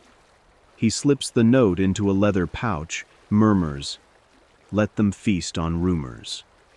Hunger sharpens truth. Then he rises, calls for the drums, and the night once again rearranges itself to the rhythm of a blind man's heartbeat.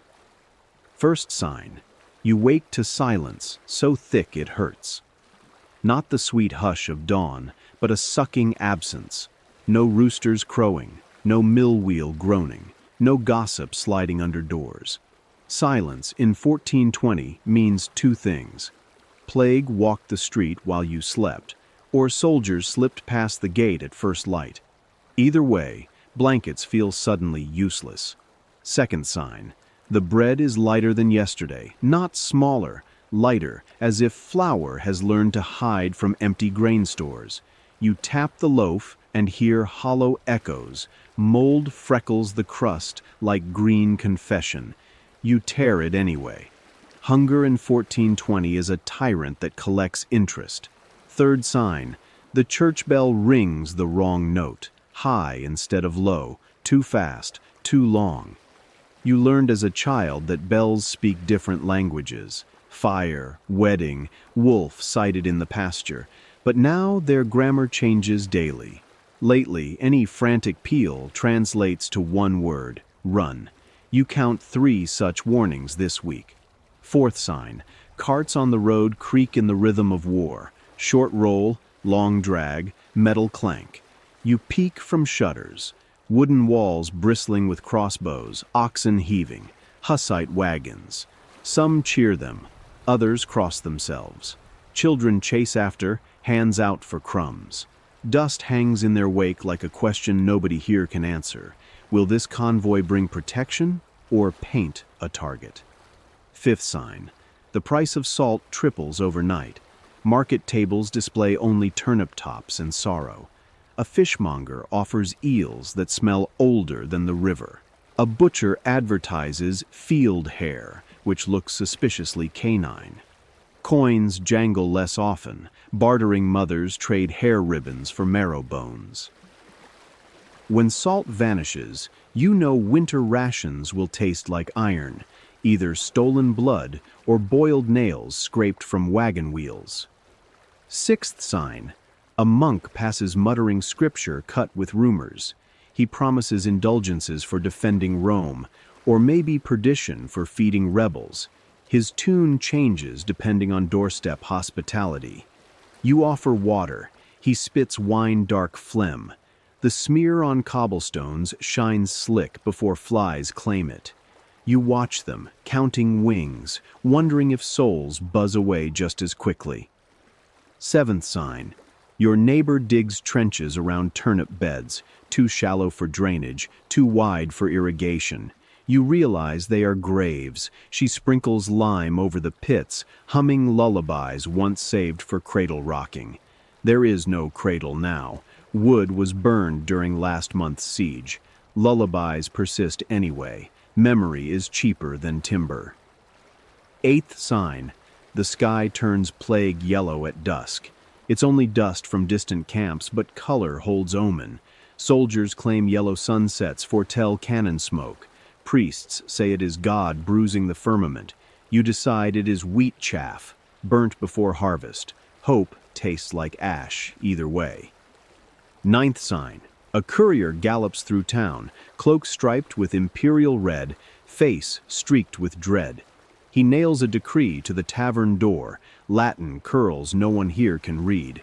Someone tears it down, discovers reverse side blank, and laughs too loudly. Paper becomes tinder, decree forgotten.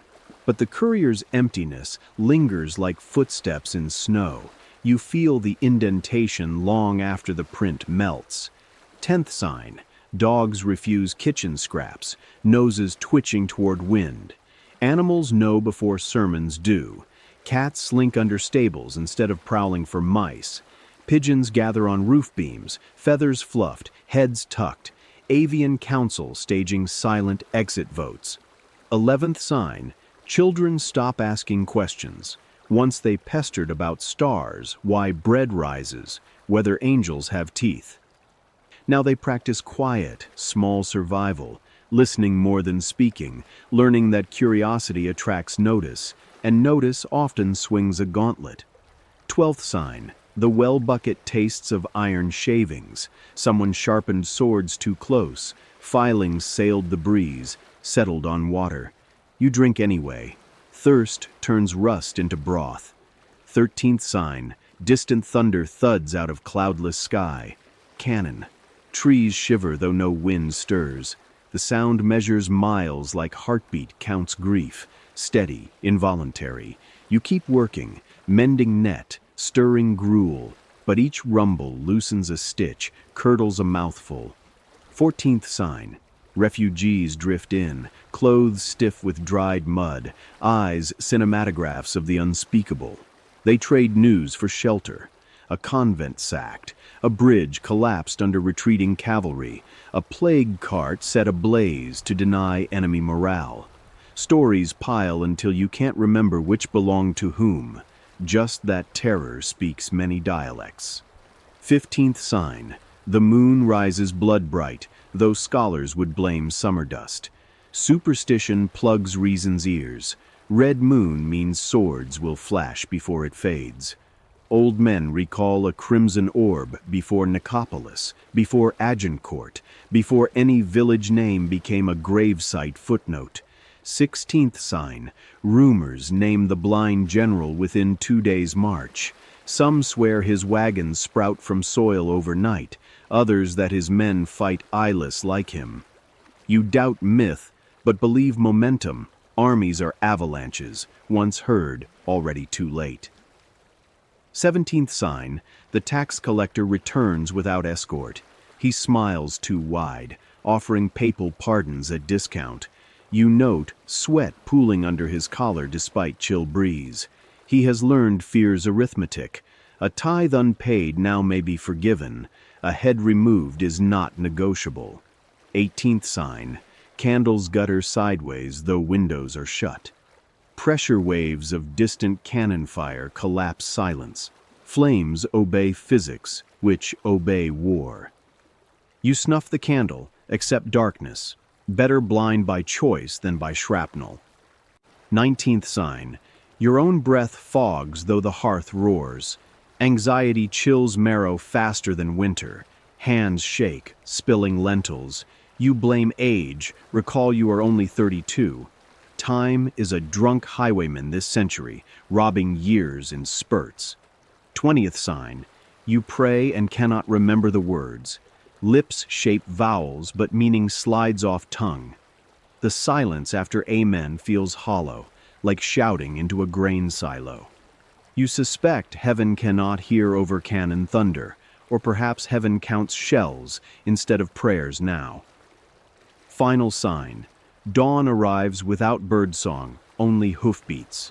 You peer through shutter gap, imperial standard flapping, hussar plumes bobbing, wagon walls groaning. Which banner brings death, which brings deliverance? Hard to say from a sliver of wood. Yet the hoofbeats echo those thunderclaps from yesterday, and you feel fate selecting tiles in a mosaic you will never see finished. You step back, heart thrumming uneven cadence, and realize the surest sign of dying in 1420.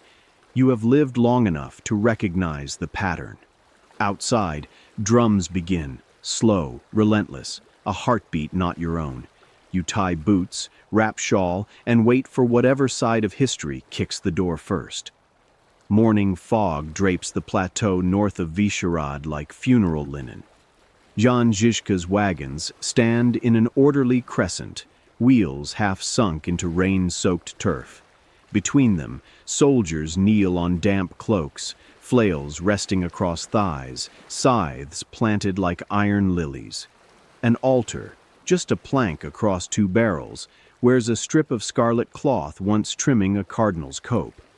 On it sit a chipped chalice, a fist of rye bread hardened to oak, and a dented censer puffing pine resin smoke.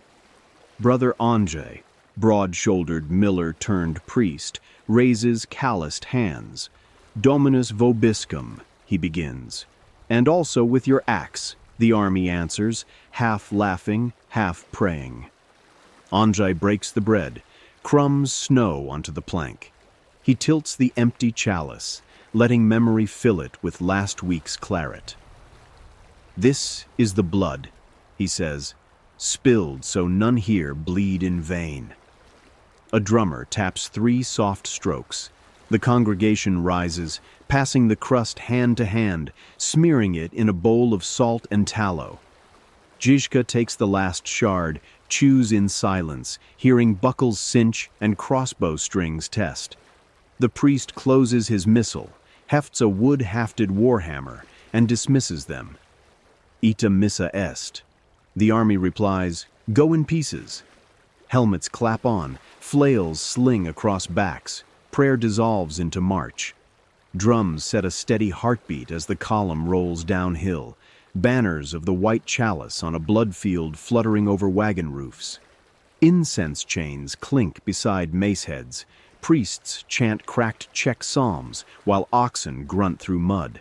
Imperial scouts on a distant ridge watch an army praying with weapons raised, then flee to report a sight they cannot name. By mid-afternoon, the Hussites crest a rise above King Sigismund's vanguard, pavilions striped gold and sable, cannon crews lounging, squires sharpening lances slow with boredom. Žižka halts his line. The camp exhales into silence. Soldiers kneel again within bowshot of the foe, and Brother Andrzej blesses them aloud. Imperial archers loose 2 volleys, shafts thud harmless into wagon boards. No Hussite lifts a head. Confusion ripples through royal ranks. Žižka listens for that hesitation, swings his censer, chains rattle, wagons lurch forward. Kneelers rise as moving walls swallow arrows, and the army breaks into song. Ktoj su boží bojovníci, ye who are God's warriors. The psalm rolls downhill. shaking imperial hearts from the inside. Swivel guns bark, crossbows snap in rhythm with each refrain. Knights scramble into saddles, charge and flounder in mud, mined overnight with caltrops and hidden pits. The hymn climbs a key, drowning their curses. Scythe bills hook stirrups, yank riders down. Flails beat plate like kettle drums. Priests pace the line blessing quarrels, murmuring absolution for sins not yet committed. Bells salvaged from farm chapels ring ceasefire only when the hillside lies strewn with broken lances and abandoned cannon. Rain softens to mist. Žižka smells resin smoke curling from an overturned censer, mixing with iron and wet earth. Brother Andrei kneels among fallen enemy and friend alike, giving quick benedictions. Soldiers dip fingers in rain pooled on wagon rims, trace crosses or chalices on grimy foreheads, communion of survival. Žižka rises last. "Pack the hymnals," he orders, meaning drums, horns, cannons. We sing again at sunrise. Tired smiles answer him. Purpose outshines fatigue. The column reforms and turns east toward talk of another papal host massing at Kutna Hora. Bells under canvas clank with every rut, promising the next valley its own lesson in faith, sharpened to a blade's edge. Behind them, crows settle over armor that once gleamed in royal tents. Today, it glints under indifferent rain like discarded offertory. Mass is over, but its echo rides the wagons, an unbroken chorus reminding Europe that prayers, when yoked to iron, can march. South of the Alps, a hot wind called the phone races through cloisters, flapping parchment bulls, as if the pages themselves are impatient for violence.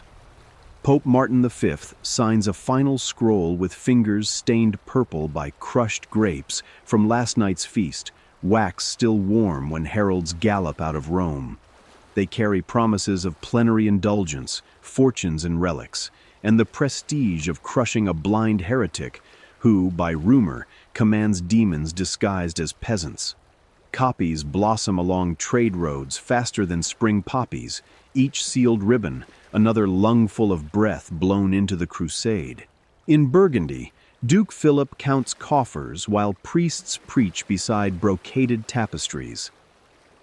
Citizens who balk at new taxes receive sermons on eternal damnation gilded with talk of spoils, Bohemian silver, Hussite cattle, chalices of gold. In Swabian villages, blacksmiths lengthen pike shafts until they graze rafters. Wives plait their husbands' hair with saints' medallions, claiming brass wards off wagon fire. In Venice, merchants debate whether selling grain to Sigismund's host is patriotic duty or just good business. They conclude both, quadruple prices, and praise Providence for profitable righteousness. Across the Rhine, scribes compile rosters like tailors, measuring bodies for grave clothes. A Florentine banker hires scribes to copy letters of credit for crusader barons. Ink glistens like fresh blood. In Paris, university scholars draft treatises on the moral geometry of wagon warfare, diagrams shading fear into heresy. They declare the blind general's tactics contrary to natural order and recommend fire, salt, and divine thunder to restore the hierarchy of mounted knight over muddy surf.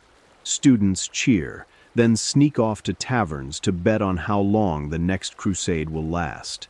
The air itself seems to swell with resolve. Trumpets practice fanfares in castle courtyards. Monks hammer iron crosses onto oak poles. Minstrels compose ballads in advance of victories not yet won. Every blast of bellows, every anvil strike, every exhortation from a wooden pulpit feeds the invisible creature swelling across Europe, a single vast breath drawing in before the shout. Bohemia inhales too, but differently. Not a proud gasp, more the quiet sip a hunter takes before loosing an arrow. In Tabor, Žižka's forge wagons sit beneath awnings that hiss with chilled rain. Cannon casters stir molten bronze, adding stolen church bells shard by shard. The mixture spits, sparks, then settles into a glow the color of sunrise seen through closed eyelids. Children on errands pause to watch the pour, marveling at how yesterday's sermon metal becomes tomorrow's roar. Spies arrive hourly, millers' sons, cobblers' apprentices, nuns in travel-stained habits, each carrying rumors like lit coals cupped in palms. Zurich pledged crossbowmen, Bavaria, field guns, Teutonic knights, heavy cavalry with black crosses flashing on white capes. Žižka memorizes numbers by rhythm: 6,000 pikes, 4,000 lances, 100 bombards, then discards the parchment. All lungs but no voice yet, he mutters. He slides fingers along the wagon wall, feeling vibrations of distant thunder that have not arrived. At night he gathers captains around a lantern whose wick spits from rancid fat. Maps unfurl, ink rivers, charcoal hills, grease spots where someone's supper dripped like prophecy. He cannot see the lines but follows the rustle of parchment, the catch of a man's breath when terrain surprises him. They'll march through Moravia, he predicts. Flat roads, good for cannon. We will greet them in forests where wheels gossip to roots and branches whisper mischief. Brother Andrzej listens, thumb sliding over spine of a travel Bible. And if they split forces, then we harvest twice, Žižka answers. God sowed many fields here. In Prague, Hussite delegates debate words sharper than swords. Moderate Utraquists fearing full rupture with Rome, radical Taborites demanding it. Arguments flare like forge sparks. Žižka's name enters every speech, curse or blessing depending on throat. Yet even moderates keep a chest of wagon chains ready.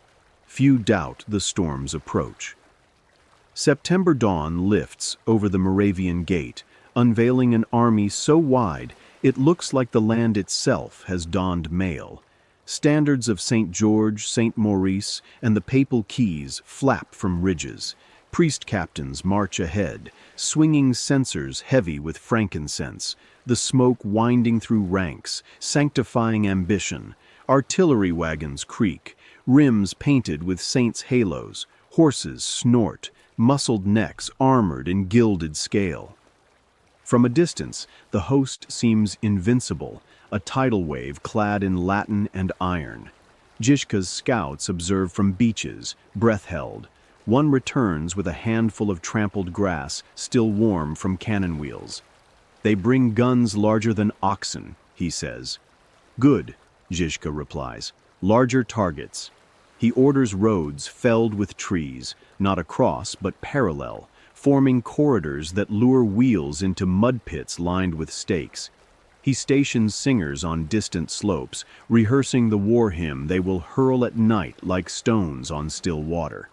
He dispatches carpenters to carve more man-catchers, forked poles for unhorsing knights, then reminds them, keep the tines unsharpened, captives gossip louder than corpses. Rain falls 3 days straight, turning crusader encampments into cauldrons of beige muck. Tents sag, powder spoils. An ox cart sinks to its axle, refuses to budge. A Burgundian baron curses Czech sorcery. His squire mutters it is merely weather. The baron sends the squire to flog the road, as though mud respects leather. On the fourth night, Hussite horns ghost through fog, 3 low notes that drift like distant cattle. Crusader watchmen clutch rosaries. Some claim they see lanterns flicker in the woods, eyes of devils or peasants, which to them are synonyms. They fire quarrels into darkness, quarrels thunk into trees. Silence replies. The breath of the crusade begins to feel like asthma. Žižka's wagons assemble behind an oak ridge dusted gold with early leaf fall. No torches, only the glow of slow-burning pitch pots hidden under tarpaulins illuminates the wheel hubs. Soldiers wrap bowstrings in waxed cloth, murmur psalms learned from butchered liturgies. Brother Anjay moves among them, pressing pine needles into palms, reminders that forests favor the patient. Žižka stands atop the lead wagon, head bent as if listening for a voice only he can hear. The air tastes of wet wood and distant fear. Somewhere to the south, an army still believes size is the same as strength. He smiles, a small private movement, and inhales. The breath he draws is not grand, but it is steady, and when he exhales, the fog seems to move with him. The forests of Bohemia rustle, ready to answer a continent's shout with the quieter, deadlier language of ambush and mud and hymns sung on one note too low for trumpets to follow. Dawn will see which breath lasts longer. Night drapes the ravines south of Olomouc in velvet, so dense even moonlight refuses passage. Somewhere beyond the tree line, imperial sentries stamp cold feet, mutter that Hussites fear open ground. They repeat the rumor till it feels like truth, till shoulders unknot and helms slip back a finger's breadth. Then a hiss, like a match striking wet tinder, slices dark. Tomorrow they move again, leaving behind furrows of broken armor and the rumor that Bohemia's peasants have learned to reap more than wheat. Somewhere in a distant palace, a king will read the report and wonder how blind men teach farmers to butcher cavalry. Žižka chuckles at the thought, low and rusted. Vision, he thinks, was always overrated. Night settles over the camp like damp wool, muffling voices, dimming fires to glowering coals. Jan Žižka sits apart from the buzz of menders and cooks, half turned toward the black beyond the wagons. Somewhere out there, carrion birds argue softly over the day's harvest of flesh. Their croaks drift in intermittent gusts, as steady as any church chant. He listens, fingers worrying the grooves in his axe handle, mind tracing a question mercenaries have asked him for years. How does a man kill so many and still sleep? Sleep. The word has always felt foreign, like a distant province on a map he never expects to visit. When the body nods off, the mind keeps marching, reviewing angles, distances, hesitations. Regret never appears, not because he is immune, but because regret is a luxury built on certainty, and war has taught him certainty is a fantasy spun by those standing too far from the mud. Earlier, a traveling friar had slipped into camp, robe patched, eyes bright with missionary flame. He begged Žižka to hear confession, promised absolution in Latin so pure angels might blush. Žižka allowed him 5 sentences, then asked a single question.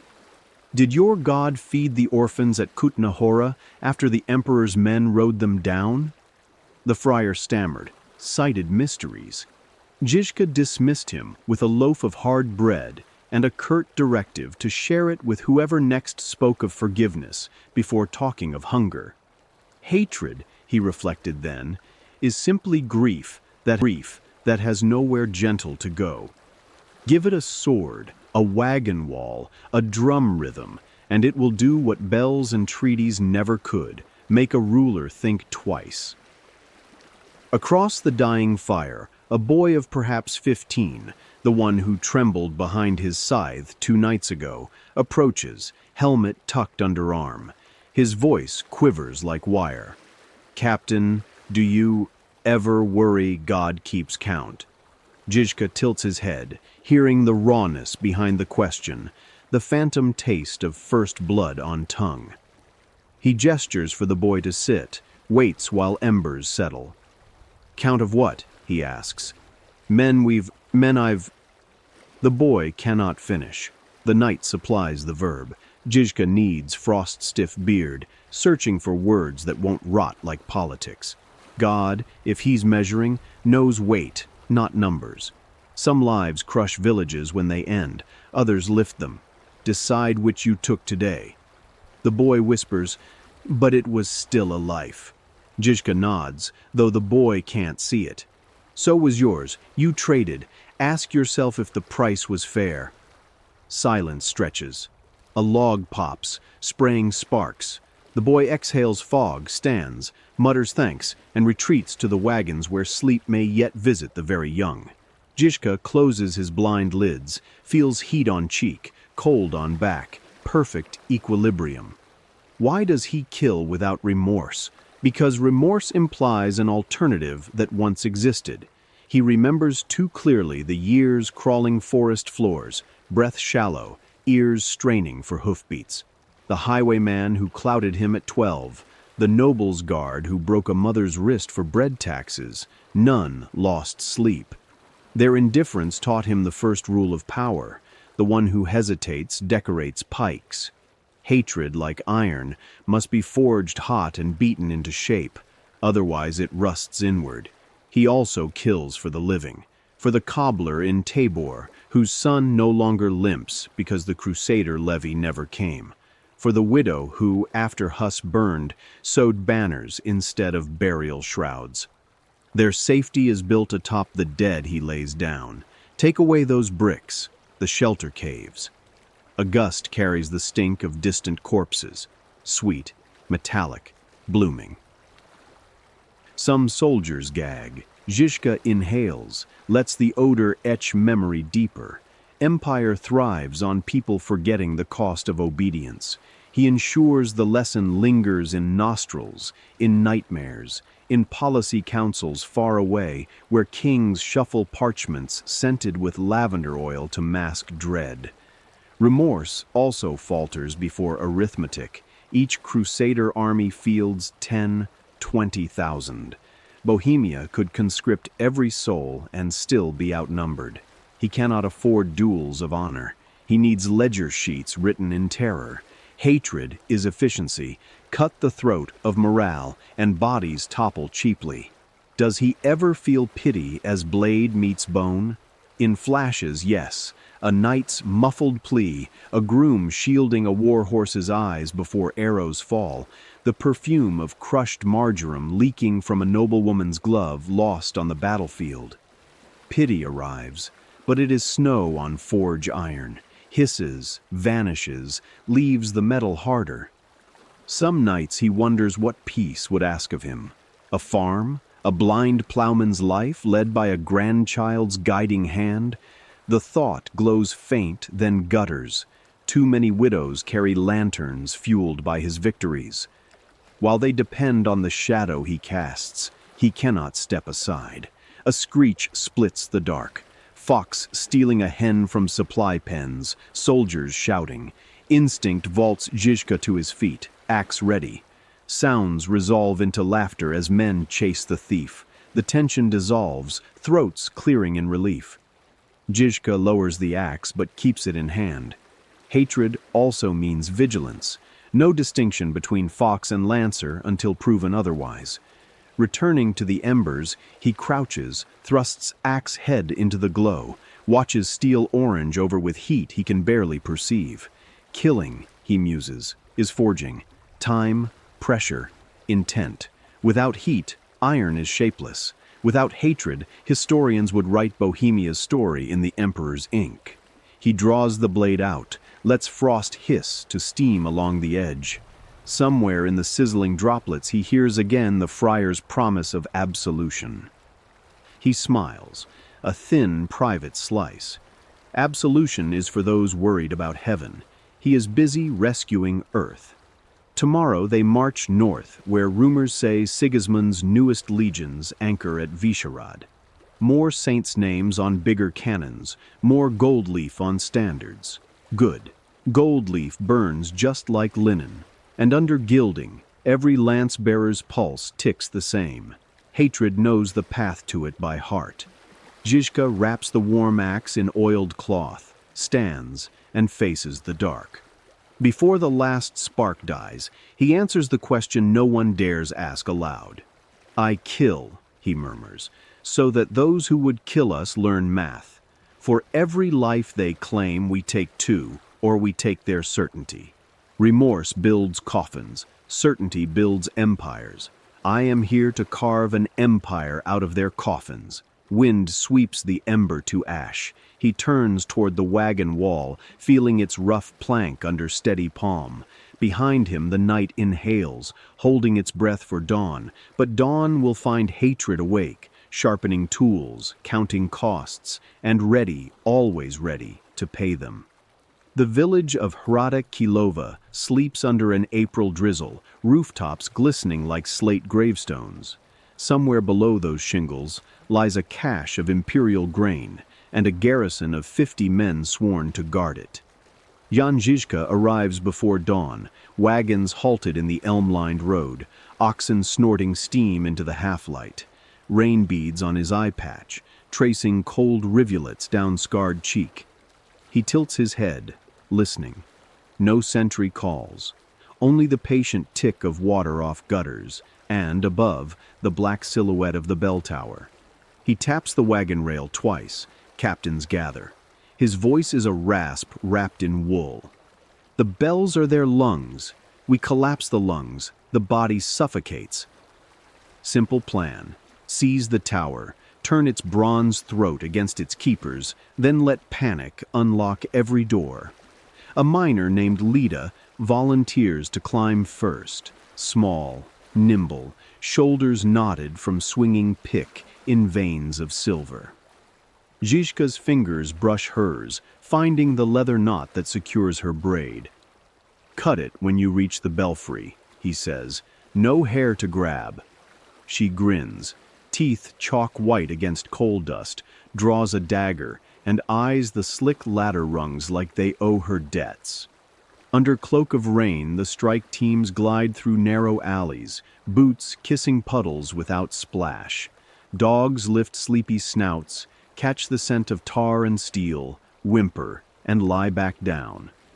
At the tower's base, 2 imperial guards huddle, sharing a wineskin, helmets tipped back. Thunder of hooves? None. Torches on the hill? None. They never see the shadows until hand axes flash. A muffled pair of thuds, wine mixing with blood on cobblestones, and the doorway is theirs. Inside, the stone stairs spiral into gloom, slick where moss grows on mortar. Every footstep must land in the exact center. Slip outward and iron-shod heels clang warning. Lida leads, barefoot for silence, palming the inner wall for balance. Behind her, 3 crossbowmen follow, bolts drawn, breaths tethered tight. Halfway up, a lantern glows ahead, guard post. Žižka crouches at the stair's mouth, listens to 2 voices debate whether the rain will drown Sunday mass attendance. He signals with closed fist. A bowstring whispers. The debate ends mid-word. Lantern light flickers, then gutters out beneath a boot heel. Upward. They emerge into the belfry. 4 hulking bells, ropes coiled like sleeping pythons, rain blowing through arched windows in silver sheets. Lida cuts her braid, tucks it beneath jerkin, and tests the nearest rope. The weight of centuries hums under her palm. Žižka rests gloved hand on cold bronze. He can almost feel sermons echoing inside the metal. Time to rewrite the liturgy. Down in the square, torches bloom as the garrison rouses, missing sentries, silence where laughter should be. Perfect. Žižka nods once. Lida braces feet, grips rope, and heaves. The bell's first note, deep as tectonic plates shifting, rolls across rooftops. Another pull, higher, frantic. In town folklore, this pattern means fire north of the chapel. Villagers tumble from doorways, half-dressed, eyes wide. Soldiers sprint toward imagined flames, thinning their own ranks. Žižka's men in alley shadows strike then. Crossbows thrum, pikes thrust from rain gutters, short blades slip between ribs. Confusion blooms fast as mold on bread. When the captain of the guard yells for retreat, a second bell answers with 3 sharp clangs. Enemy at the southern gate. Panicked troops pivot, scattering into kill zones mapped on Žižka's parchment the night before. He descends the tower, following the sound of boots scraping in chaos below. Near the bottom he pauses, sensing vibration through the stone. Cavalry coming. His lips twitch. Imperials kept horses in the grain courtyard, of course. He steps into rain, calls to the wagon line hidden beyond the orchard. A horn replies. One wry note, the punchline to a joke nobody saw coming. Wagons rumble, chains clink, forming a choke just as horsemen burst from the stable. Hooves skid on slick cobbles, lanterns shatter, beasts rear at the unfamiliar wall of timber, bristling with scythe bills. From the tower above, Lita rings the flood signal, 3 descending peals, though tonight the flood is iron and intent. Panic completes what strategy began. Riders wheel, collide, tumble, their mounts sliding into spear points. Through it all, the bells continue, now a manic sermon of bronze. Civilians cower in doorways, recognizing too late the sound is no longer guardian, but executioner. Žižka feels the air tremble with every toll. Each one is a hammer striking imperial will. Minutes stretch into the kind of silence born only when no foe is left moving. Rain tapers. Steam rises from cobbles slick with blood. Lita appears beside him, braidless hair plastered to skull, eyes alight. She gestures skyward. "The bells are free," she says. "Whose message shall they carry tomorrow?" Žižka considers. Ours, until nothing but wind remembers their old songs. The grain stores fall with scarcely a fight. Villagers watch as sacks are rolled out under Hussite banners. For once, wheat meant for crusader bellies will feed the children who tilled it. In the square, Žižka orders the bell ropes cut and re-knotted to wagons. Some will ride with them now, bronze throats ready to shout fear into the next valley. Before leaving, he has one final task. He climbs the tower alone, counting steps by memory of earlier ascent, reaches the bell Hus himself once blessed on a clandestine visit. He lays gloved hand on its rim, whispers, "Your cry saved more today than hymns ever could." Then he spits on his palm, presses the moisture against cold metal, baptism reversed, sanctified by rebellion. At dawn the wagons roll out, bells strapped to their flanks, clanging with every rut in the road. The sound is rough, imperfect, exhilarating. In far-off castles, courtiers will hear rumors. The blind general has taught bells to lie, and no village can trust the song that calls them from sleep. Žižka rides at the column's head, rainfall turned to fine mist across his cheeks. Each toll behind him is a heartbeat, each heartbeat a promise that everything holy can be turned unholy if holiness feeds oppression. He does not look back. He doesn't need eyes for that. The bells carry memory enough. To an imperial scout watching from a distant ridge, Jan Žižka's camp looks like an accident that somehow keeps breathing. Tents of patched sailcloth lean drunkenly against wagon walls. Cooking fires gutter where rain hissed them flat. Oxen wander, bells tied to tails so drovers can find them in fog. Somewhere a one-eyed mason is preaching beside a drying line of blood-streaked bandages, while a barefoot girl sharpens a poleaxe twice her height. It is a mess, riotous, improvised, impossible to map. Yet when dawn's first arrow of light touches the valley, that mess rearranges itself with the certainty of iron filings finding a magnet.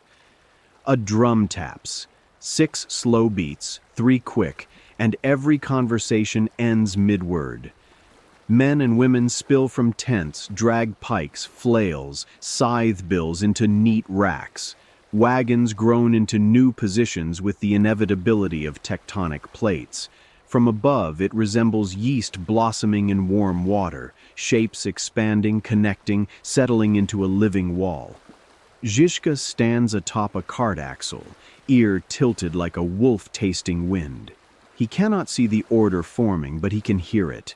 Chains slithering through eye hooks, ox yokes thumping into grooves, the arithmetic of discipline clicking teeth by teeth.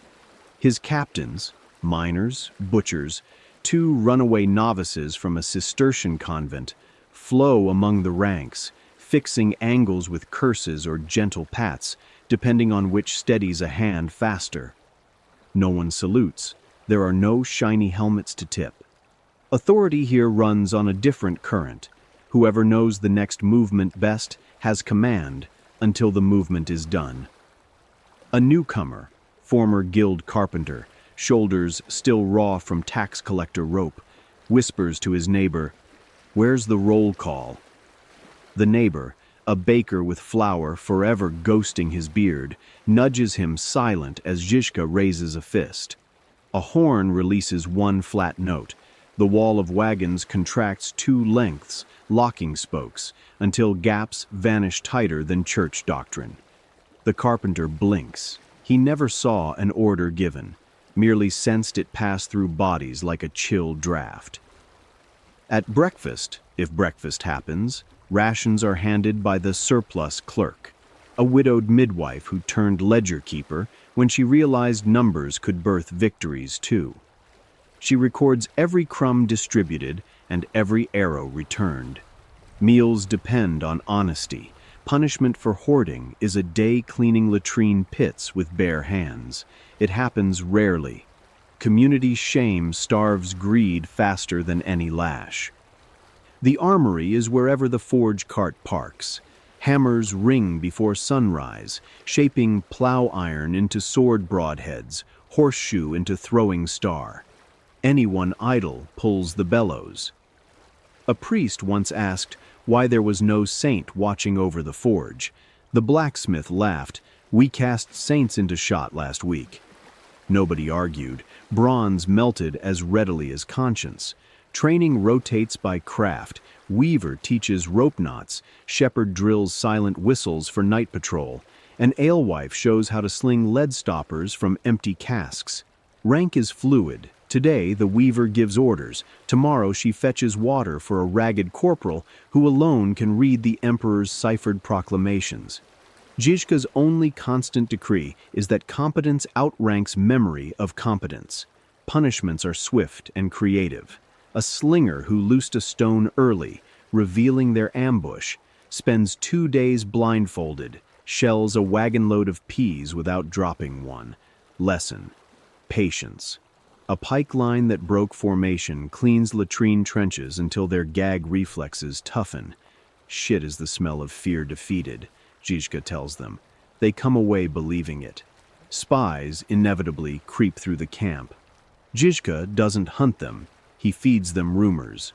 Tomorrow we march west. Our powder is damp, half the oxen lame.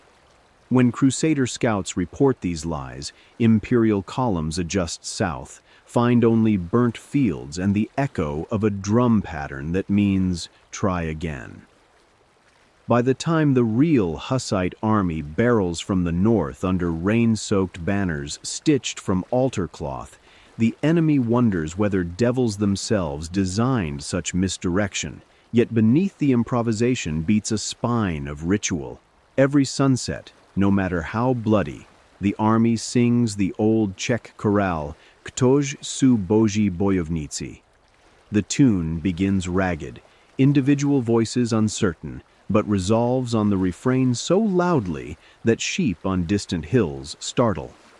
Žižka stands in silence at song's edge, feeling harmony vibrate wagon boards beneath his boots. Music stitches wounds words cannot reach. It reminds farmers, cobblers, escaped serfs that they do not fight alone, and tomorrow they will load powder by this rhythm. Letters to absent families are written every 8th day, collected by a one-eyed scribe who roasts dogwood bark for ink. Couriers risk enemy patrols to deliver them. Žižka insists, a cause without gossip dies. He wants kitchens in Prague humming with tales of wagon walls and burning bells, wants mothers bragging that their daughters drive ox teams and their sons serve swivel guns. Myth is as necessary as bread. What about looting? forbidden on pain of dismissal, which here means exile into a world where crusader scouts hang rebels from orchard limbs. After battle, captains assign detachments to escort villagers back to ruined homes, help bury dead, distribute captured grain. Mercy is strategic. It grows recruits faster than victories do. On the third night after Hrada Kilova, storm clouds gather, thunder crouches near the horizon. Žižka calls no council. Instead, he orders every soldier, even the limping and fevered, to stand beneath the open sky. Rain sheets down, drenching hides, extinguishing cook fires, lightning flares, revealing hundreds of faces tilted upward, eyes closed, mouths open. They drink the storm, laugh, slap shoulders. The Imperial Army huddles behind palisades tonight, shingles rattling like teeth. Here, chaos chooses to feel invincible. When the deluge eases, Žižka speaks 3 sentences. Remember this wet when dust blinds you. Remember these laughs when cannon drown them. Remember nothing stands that cannot bend. Then, as if on cue, a drummer beats 6 slow, 3 fast. Wagons wheel into night drill, chains clinking lullaby soft. To outsiders, the Hussite host remains an enigma, undisciplined, underfed, assembled from scraps of Europe's underbelly. But inside its muddy heart, discipline runs deeper than polished armor. It is the discipline of shared hunger, borrowed courage, and an enemy so deaf to suffering it taught the sufferers to sing in unison. Žižka retires to his tent, head pounding from weather pressure. He lies on a straw pallet, listening to pikes clatter into racks, oxen snuffing under tarps. The camp settles, but order does not sleep. It prowls between wagons, invisible and vigilant, a creature born of chaos now tamed to his whistle. Tomorrow they march again, leaving only wheel ruts and the rumor that Europe's most unruly mob moves with the precision of clockwork whenever the blind man lifts his hand. Rome smells of incense and hot stone even in winter. In a chamber hung with tapestries of saints trampling serpents, Pope Martin V paces, silk slippers whispering across mosaic floor. A courier from Bohemia kneels, sweat purling beneath helmet despite the chill. He has ridden 12 days, ribs bruised by the way fear knots muscles. He offers a scroll cracked from cold. A red ribbon seals imperial wax, jagged where fingers trembled. The Holy Father reads, his lips tighten. Twice he glances toward an open window, as if fresh air might thin the stench of humiliation rising from the page. For the 3rd time in a decade, Crusader banners have returned tattered, their knights babbling of wooden walls that move and a blind demon who commands thunder. 50 lines of casualties, 3 lines of spoils, mostly broken pride. Martin gestures. A secretary dips quill, prepares yet another bull calling Christendom to arms. But words feel lighter each time, like coins shaved thin. Across Europe, coffers groan, nobles mutter, peasants hide sons when recruiting drums roll. Bohemia has become a kiln that melts armies. Hundreds of miles north in Buda, King Sigismund fingers the same report, parchment rattling against jeweled rings. Candlelight turns his crown into a cage of flickering bars. Advisors circle, exchanging glances sharp enough to cut. One suggests raising German taxes. Another proposes hiring Venetian mercenaries who know canon math better than prayers. Sigismund's tongue tastes ash. He once called Žižka a brigand unworthy of notice. Now he cannot sleep without hearing wagon wheels grind across his dreams. He strides to a wall map pinned with colored thorns, red for towns loyal to Rome, black for those under Hussite banners, gray for villages burned too often to matter. Black spreads like mold. If it reaches the Danube, trade falters. If it crosses, thrones wobble. A scribe reads fresh rumors. Žižka trains farm women to hurl Greek fire. Žižka drinks wolf blood before battle. Žižka's corpse will walk even after death. Absurd, perhaps, but fear multiplies on fertile gossip, and the emperor's fields are ripe. A single arrow arcs overhead, trailing a rag of pitch, its flame no bigger than a moth's eye. It lands in a wagon piled with enemy hay, tisk, tisk, tisk sparks hopping across straw.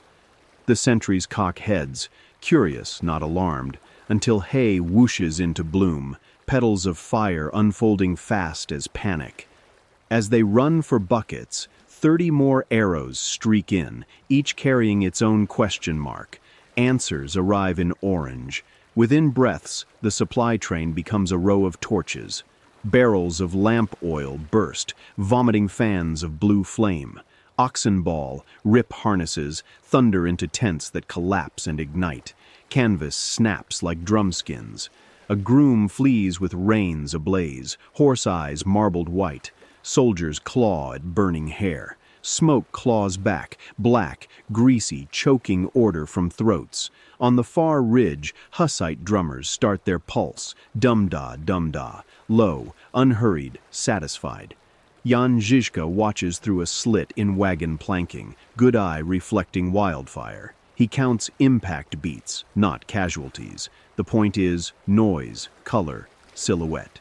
Against a backlit inferno, every night looks tiny, every plume ridiculous. He signals a horn. One note rises, falls, a sigh of contempt, and his skirmishers fade into brush, leaving the blaze to finish the sermon. Morning finds the Crusader camp a charcoal sketch, wheels melted flat, spear shafts charred to brittle thorns, armor blackened like overcooked bread. A cardinal's tent stands half gone, red silk fused to ash like dried blood. Imperial commanders argue whether to pursue ghosts or dig fire breaks. Žižka's men are already 12 miles east, wagons moving at ox pace, fresh torches drying in crates. The next night they stack corpses of fallen knights along a forest road, helms propped to stare with hollow visors. Tallow candles flicker behind eye slits, lending dead iron a watchful glow. When an Imperial patrol rounds the bend, torchlight reveals a silent audience of burned plate. Horses rear. One rider screams. Certain revenants block the way.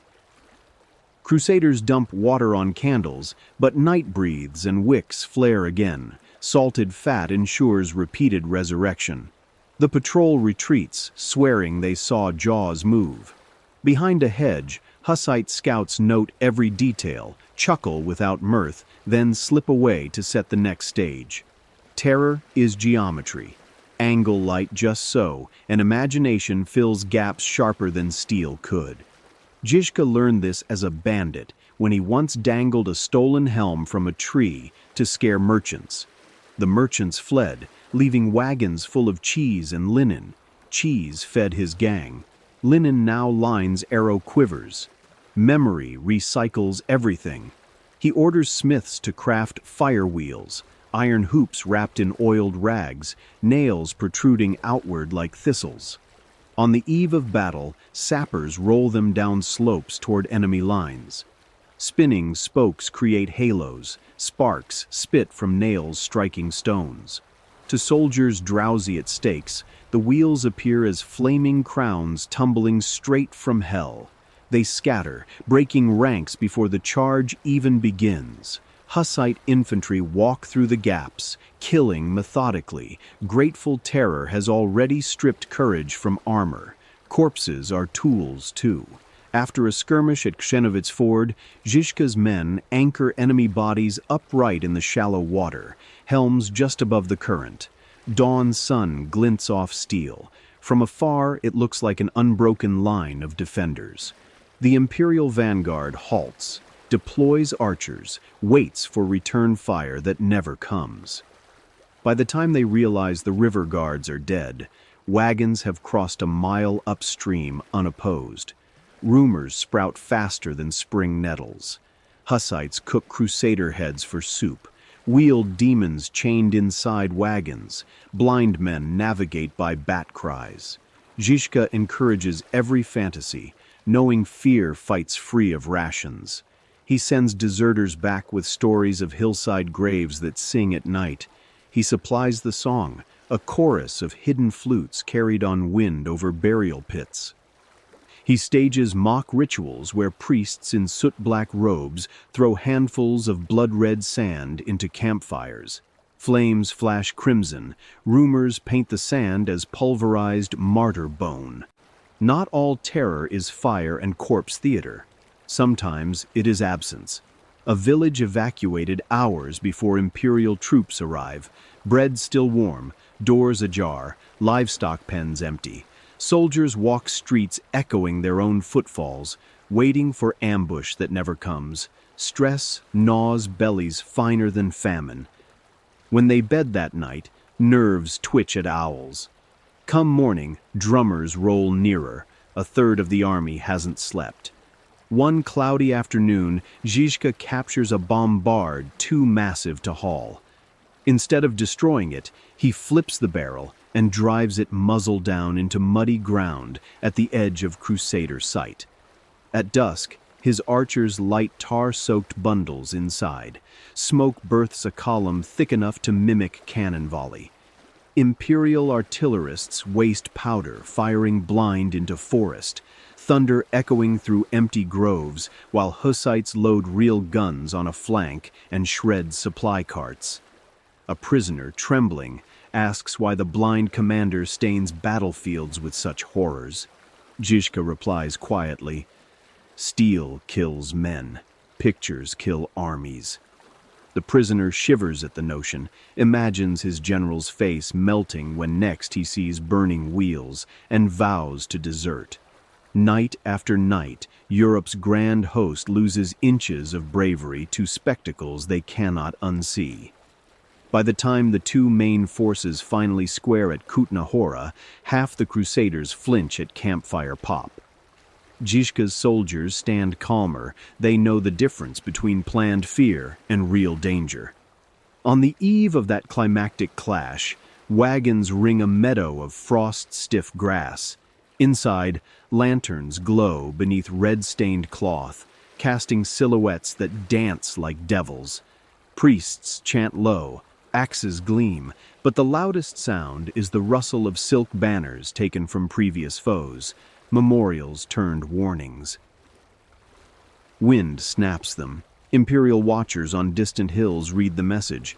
You could be next, flapping emptily in someone else's camp, catching fire just for effect. Žižka cannot see the flames he orchestrates, yet he senses their blush on cold skin. He feels the empire breathing faster, heart tripping on images fed by his design. Tomorrow, steel will do what pictures have prepared.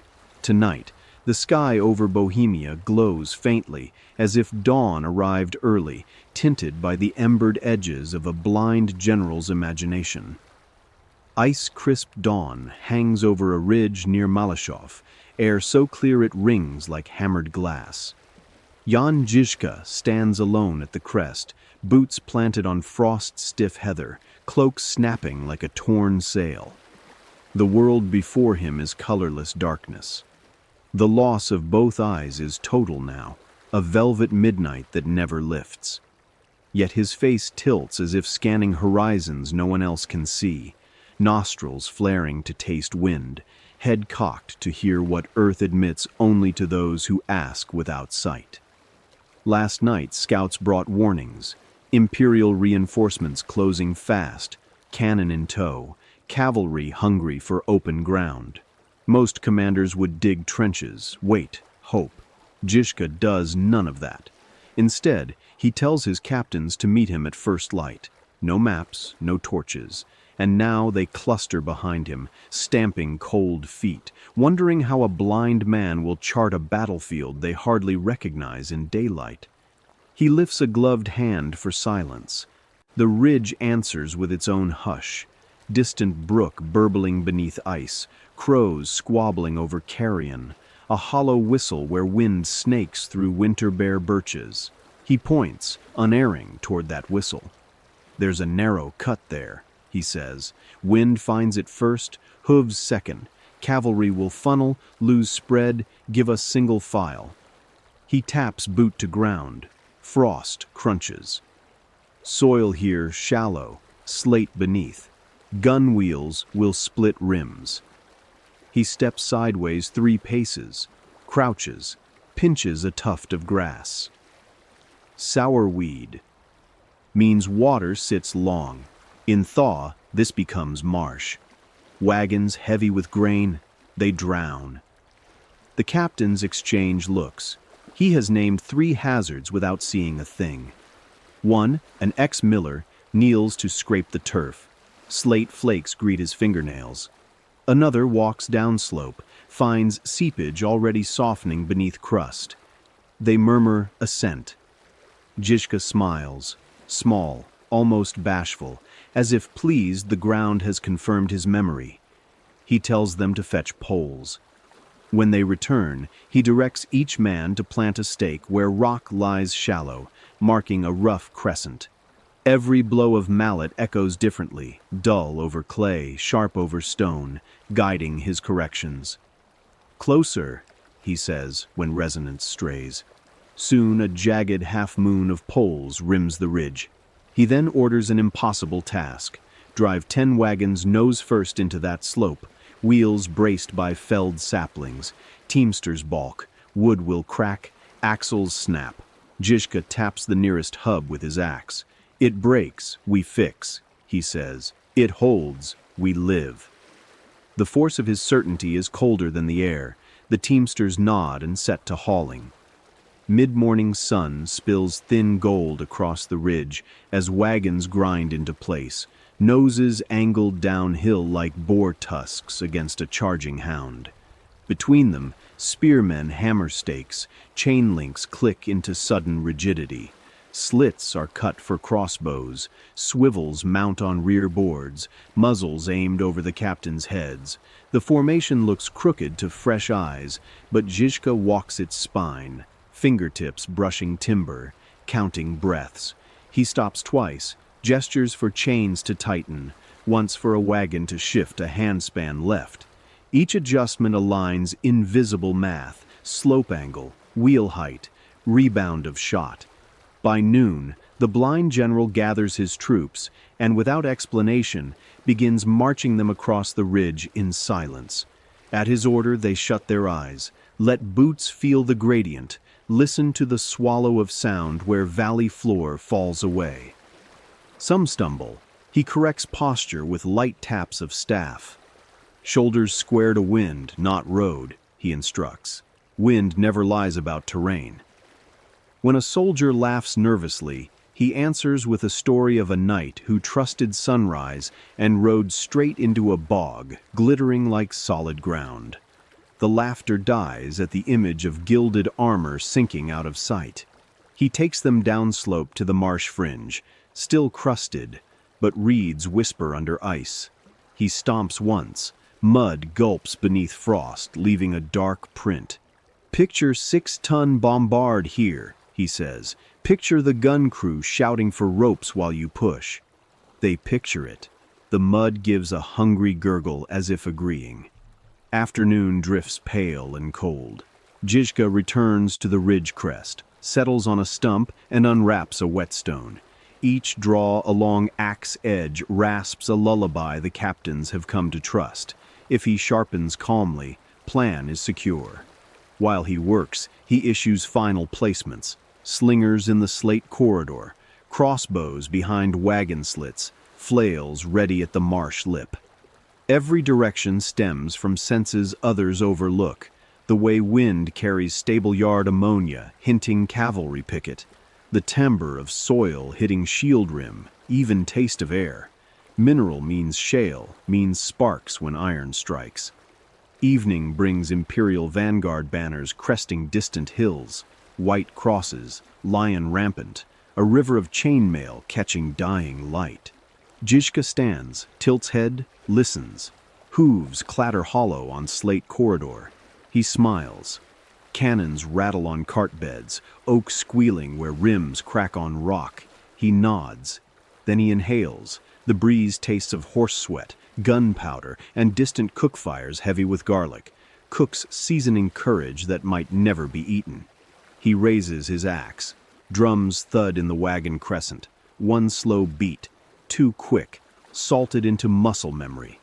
Soldiers shudder their eyes, some from fear, some in tribute, trusting his darkness more than their sight. Imperial riders gallop into the narrowing cut, formation pinched, crossbows twang from unseen slots. Down at the marsh's edge, gunwheels sink, crew curses, spearmen emerge like reeds come alive. Above, slate chips spark under stray shot, announcing rock's betrayal. Night falls hard, and volleys turn ridge to strobe of muzzle flash. Amid flashes, soldiers glimpse Žižka moving calmly along the line, a shadow whose staff taps planks, whose voice names distances with impossible certainty. 4 paces left, he tells a gunner reciting. The next shot punches through a cluster of visors. Hold fire, wind shifts east, he warns archers. Arrows saved now will kill when gust steadies. Hours later, as moon climbs, imperial horns shrill retreat. Mud sucks at wheels, slate shreds hooves, wagon wall belches smoke, enemy ranks disband in clattering confusion. Hussite cheers rise, ragged and stunned. Victory without pursuit, ground itself finishing what blades began. Žižka leans against a wheel, breathing fog. He cannot watch the moon silver the marsh, but he feels its cool on scar tissue, hears creak of stressed axles relaxing, smells night air clearing of cordite. Ground talk tonight, louder than trumpets. He lets gloved fingers sink into gritty soil, whispers thanks, not to saints, but to slate and marsh and frost edge reed. Behind him, captains tally spoils, broken bombard abandoned in mire, pikes scattered like fallen stalks, horses limping under shattered morale. They marvel again how a blind man mapped all this. He answers their unspoken awe with shrug. Sight is only one sense. Arrogance is the one truly blinding. Far off, the imperial army licks wounds, convinced darkness itself fought beside the Hussites. Žižka turns his face toward that fear, though he cannot see its shape, and smiles. Terrain will be his eyes long after legend exaggerates what flesh lacked. The first time Jan Žižka fought with both eyes gone, he noticed the quiet, an enormous breathing presence where color used to live. Noise found new rooms to echo in, footsteps unfurled corridors he never knew ear could measure. His skull became a citadel of resonances, each stone vibrating with hints, air pressure off a wagon wall, throat click of a nervous horse, sudden hush of men who just noticed how loudly they'd been thinking. He told no one how much he feared that silence would betray him. Instead, he taught the army to fear a different void. Drummers drilled until leather heads stretched smooth as ice. Then they loosened them again, hunting a specific tone, a hollow thump with almost no after-ring, a pulse that vanished the instant it struck. Soldiers learned 2 beats, the first for marching, the second for killing. Between them was absence, and inside that absence, Žižka navigated like a monk through cloisters. He stood each dusk beside the drum circle, palm hovering a hair above skin. When the stick fell, he felt shock wave through air, not sound exactly, but displaced space brushing knuckles. By varying distance, he measured tempo without hearing it. He could tell if a drummer hesitated by the way draft cooled sweat on his cheek. A stutter meant fear. He would step close, set a hand on the man's shoulder, steady as granite. The next beat always struck clean. Before battle, he asked every unit to close eyes, breathe until the world shrank to the drumline. Then, he had 3 slingers jog past with clappers tied to ankles, each tapping a different rhythm. Soldiers pointed, eyes still shut, marking distance, speed, direction. When they opened again, surprise lit faces. Some laughed, others whispered prayers, realizing how naked sound can be when stripped of sight. Žižka nodded. Lessons sunk. March nights under new moon sharpened the exercise. Wagons rolled by feel alone. Oxen guided by crooned lullabies so low enemy sentries mistook them for rustling grass. If a wheel hit stone, the drummer gave one soft rap. Teams adjusted, groove found again. Blindness was no handicap here. It was standard operating cloak. Yet fear lingered in crevices. A recruit confessed he dreaded arrow flights he couldn't see. Žižka asked what an arrow sounds like. The boy said he heard only chaos. The next morning, Žižka had archers loose shafts past a line of blindfolded troops at staggered heights. Fletchings hissed through air, a low growl when close, thin whistle high overhead.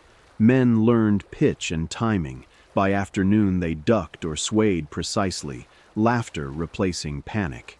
A few even reached out hairbreadth perfect, catching shafts by tail. Useless stunt, but proof terror could become game. He explored smell too, sent rancid hides downwind so infantry guessed enemy stables long before scouts returned. Pitch, dung, garlic-laced breath, wet iron, each catalogued, ranked. Nostrils, he said, are spies who never sleep. At first, the courtly among them snickered. Later, after avoiding an ambush by scenting cold forge smoke on fog, they stored laughter for quieter times. Touch came last, most intimate. Žižka walked barefoot across every new field before sun rose, soles reading texture, packed clay, brittle grass, pebble scatter, storing map in nerve endings the way a harpist memorizes strings. He beckoned sergeants to follow. Some cursed at thorns, others marveled at warmth pockets where underground springs breathed. Those spots, Žižka noted, stayed frost-free, good for powder pits. Soon veterans kicked boots off instinctively, tracing morning soil the way farmers test crops. When they laced leather again, it was with knowledge shoes could also lie. Battle after battle confirmed the creed. Vision is one story, but earth tells another. At Malashov, Imperial cannon overshot because crews sighted over shimmering valley haze. Žižka's gunners, reading pressure in the hollows of their ears, dropped return fire onto powder carts. At Kutna Hora, he positioned wagons by the echo of voiced commands. Stone outcrops bounced sound, revealing natural amphitheater where orders would carry farthest.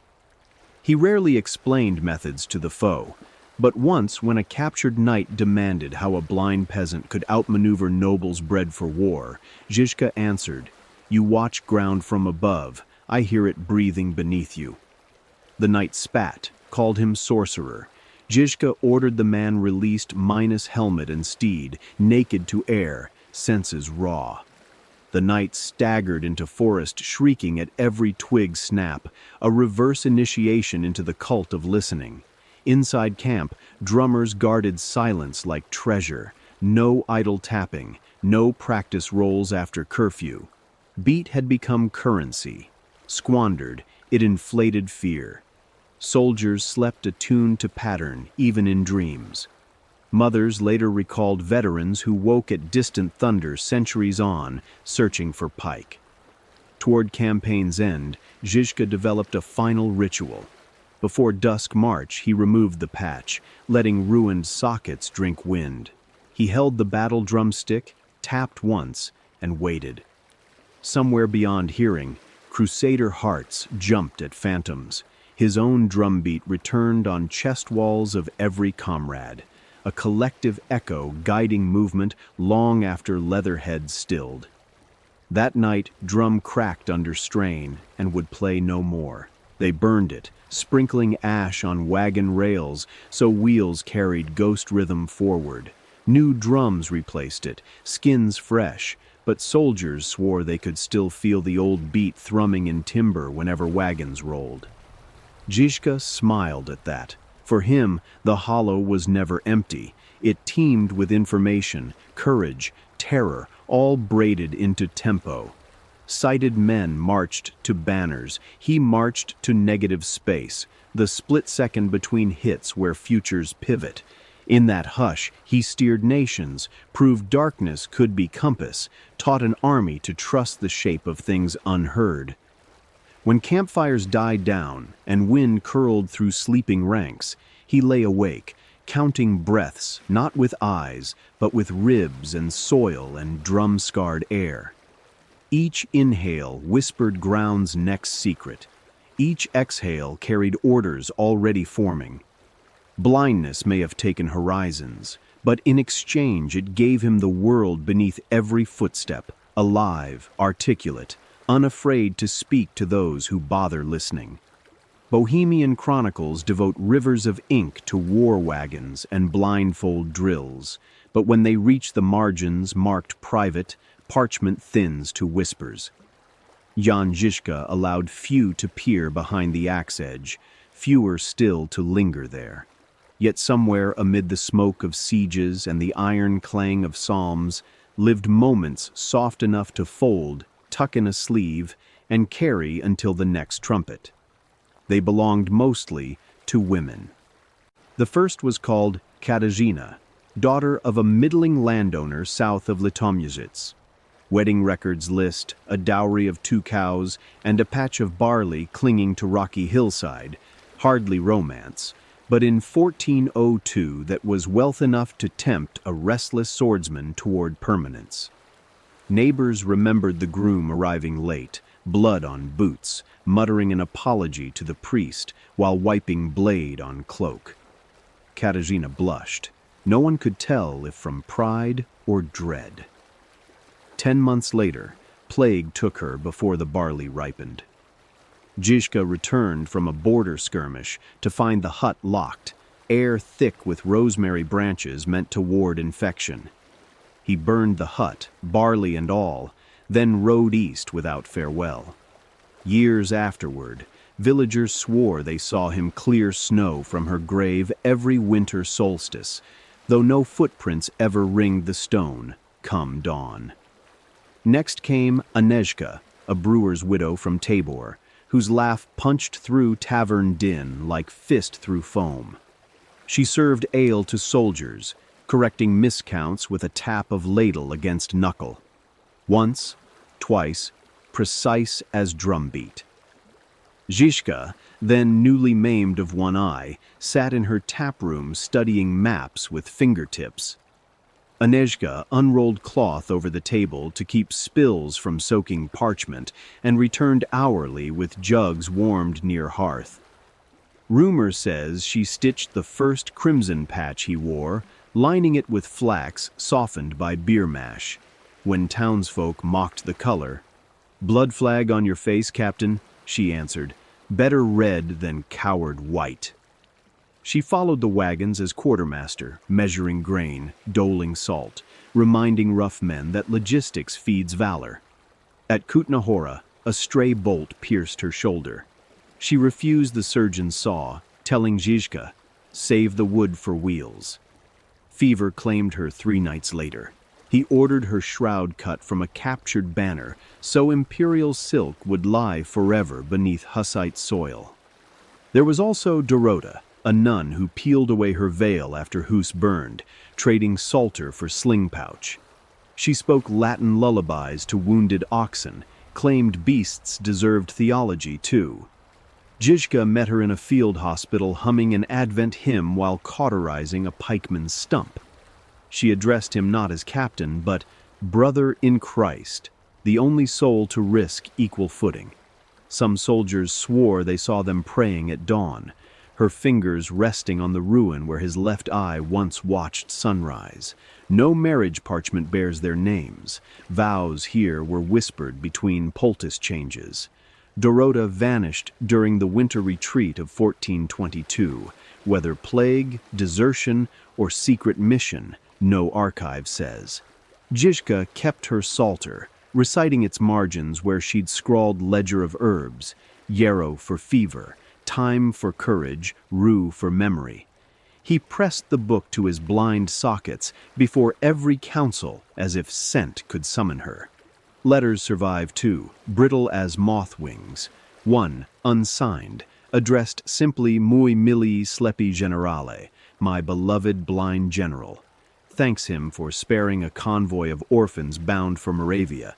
Ink fades mid-page, smudged by what might be tear or rain. Historians debate. Another, penned in shaky German hand, begs mercy for a captured husband, offers gold, prayers, or even myself in trade. The reply, presumed Žižka's dictation, states only, "I accept prayers. Keep your gold. Your husband marches home at first thaw." No record of romance follows, yet the original plea rests folded among his battle orders, suggesting he weighed compassion alongside troop counts. Soldiers noticed how he whistled soft when tents billowed in storm, a tune matching Katarzyna's cradle song remembered by an ancient groom. They watched him lift battered children onto wagons, joking that only blind men saw small ones hiding beneath fear. They heard him forbid torching farms if a widow's loom stood in doorway. "Weave feeds war better than ashes," he'd snap. But sentiment ended at camp borders. Once, a crusader envoy arrived bearing a velvet pouch. Inside lay a silk kerchief embroidered with tiny red hearts and the words Pax Vobiscum. Imperial commanders hoped to brand him lover-fool. In full council, he tied the kerchief around axe haft, drove blade into table so wood split. "Peace stands when axes rest," he said, leaving fabric to soak pitch from war maps for the rest of the campaign. His final companion surfaced only in deathbed legend, a healer called Zislava. Chronicles claim she found him fevered after the siege of Przybyslav, cataract of infection clouding even the blackness behind lids. She pressed cool cloths, coaxed broth past clenched teeth, listened to delirious war plans spill like dice. Some modern scholars doubt she existed. Others note a woman's boot prints around the hut where he died. Žižka's last request, to have his skin flayed and drumhead made so his heartbeat could charge on, carries her echo. Someone had to hear it, nod, promise. Whoever these women were, wives, widows, nuns, spirits conjured by loneliness, they formed the ghost battalion marching just behind his thoughts. Their voices tempered orders, their absences sharpened rage. He could read terrain by wind, but read himself by memory of fingertips tracing braid, psalter page, ale-warmed linen. When foes called him monster, peasants whispered he fought so fiercely because love kept pulling him back from the abyss, demanding fields safe for songs and children, and barley someday harvested in peace. On nights when drums slowed and campfires dwindled to red eyes in ash, men swore Žižka sat silent, thumb stroking the fray of a crimson patch, mouth shaping names nobody else knew. Come dawn, he rose flint-hard again, but traces of softness lingered, bread ration doubled for the orphan cart, warning shot fired over a fleeing shepherd instead of into his back. Warfare, he believed, should scare tyrants, not innocents. Perhaps those women taught him which was which. In the end, histories remember his blind ferocity, yet somewhere under wagon boards rattling toward the next siege lies a chipped chalice, a brewer's thimble, a nun's dried sprig of thyme, talismans of affection soldered to legend, even crows circling his battlefields, feathers ink dark against Bohemian sky, cannot name the women who loved the most feared man alive. But they wheel above stories the wind still hums, lullabies caught between clash of steel and drumbeat, soft threads weaving through the tapestry of thunder. The first cough came on a ride through Moravian drizzle, a single bark that sliced conversation with its sharpness. Jan Žižka wiped spittle on his glove, felt something thick and metallic smear across leather. He said nothing, only pressed the glove to his nostrils, breathing iron back into lungs that already stung with each inhale. Winter rain hid the color from those nearby, and he preferred it so.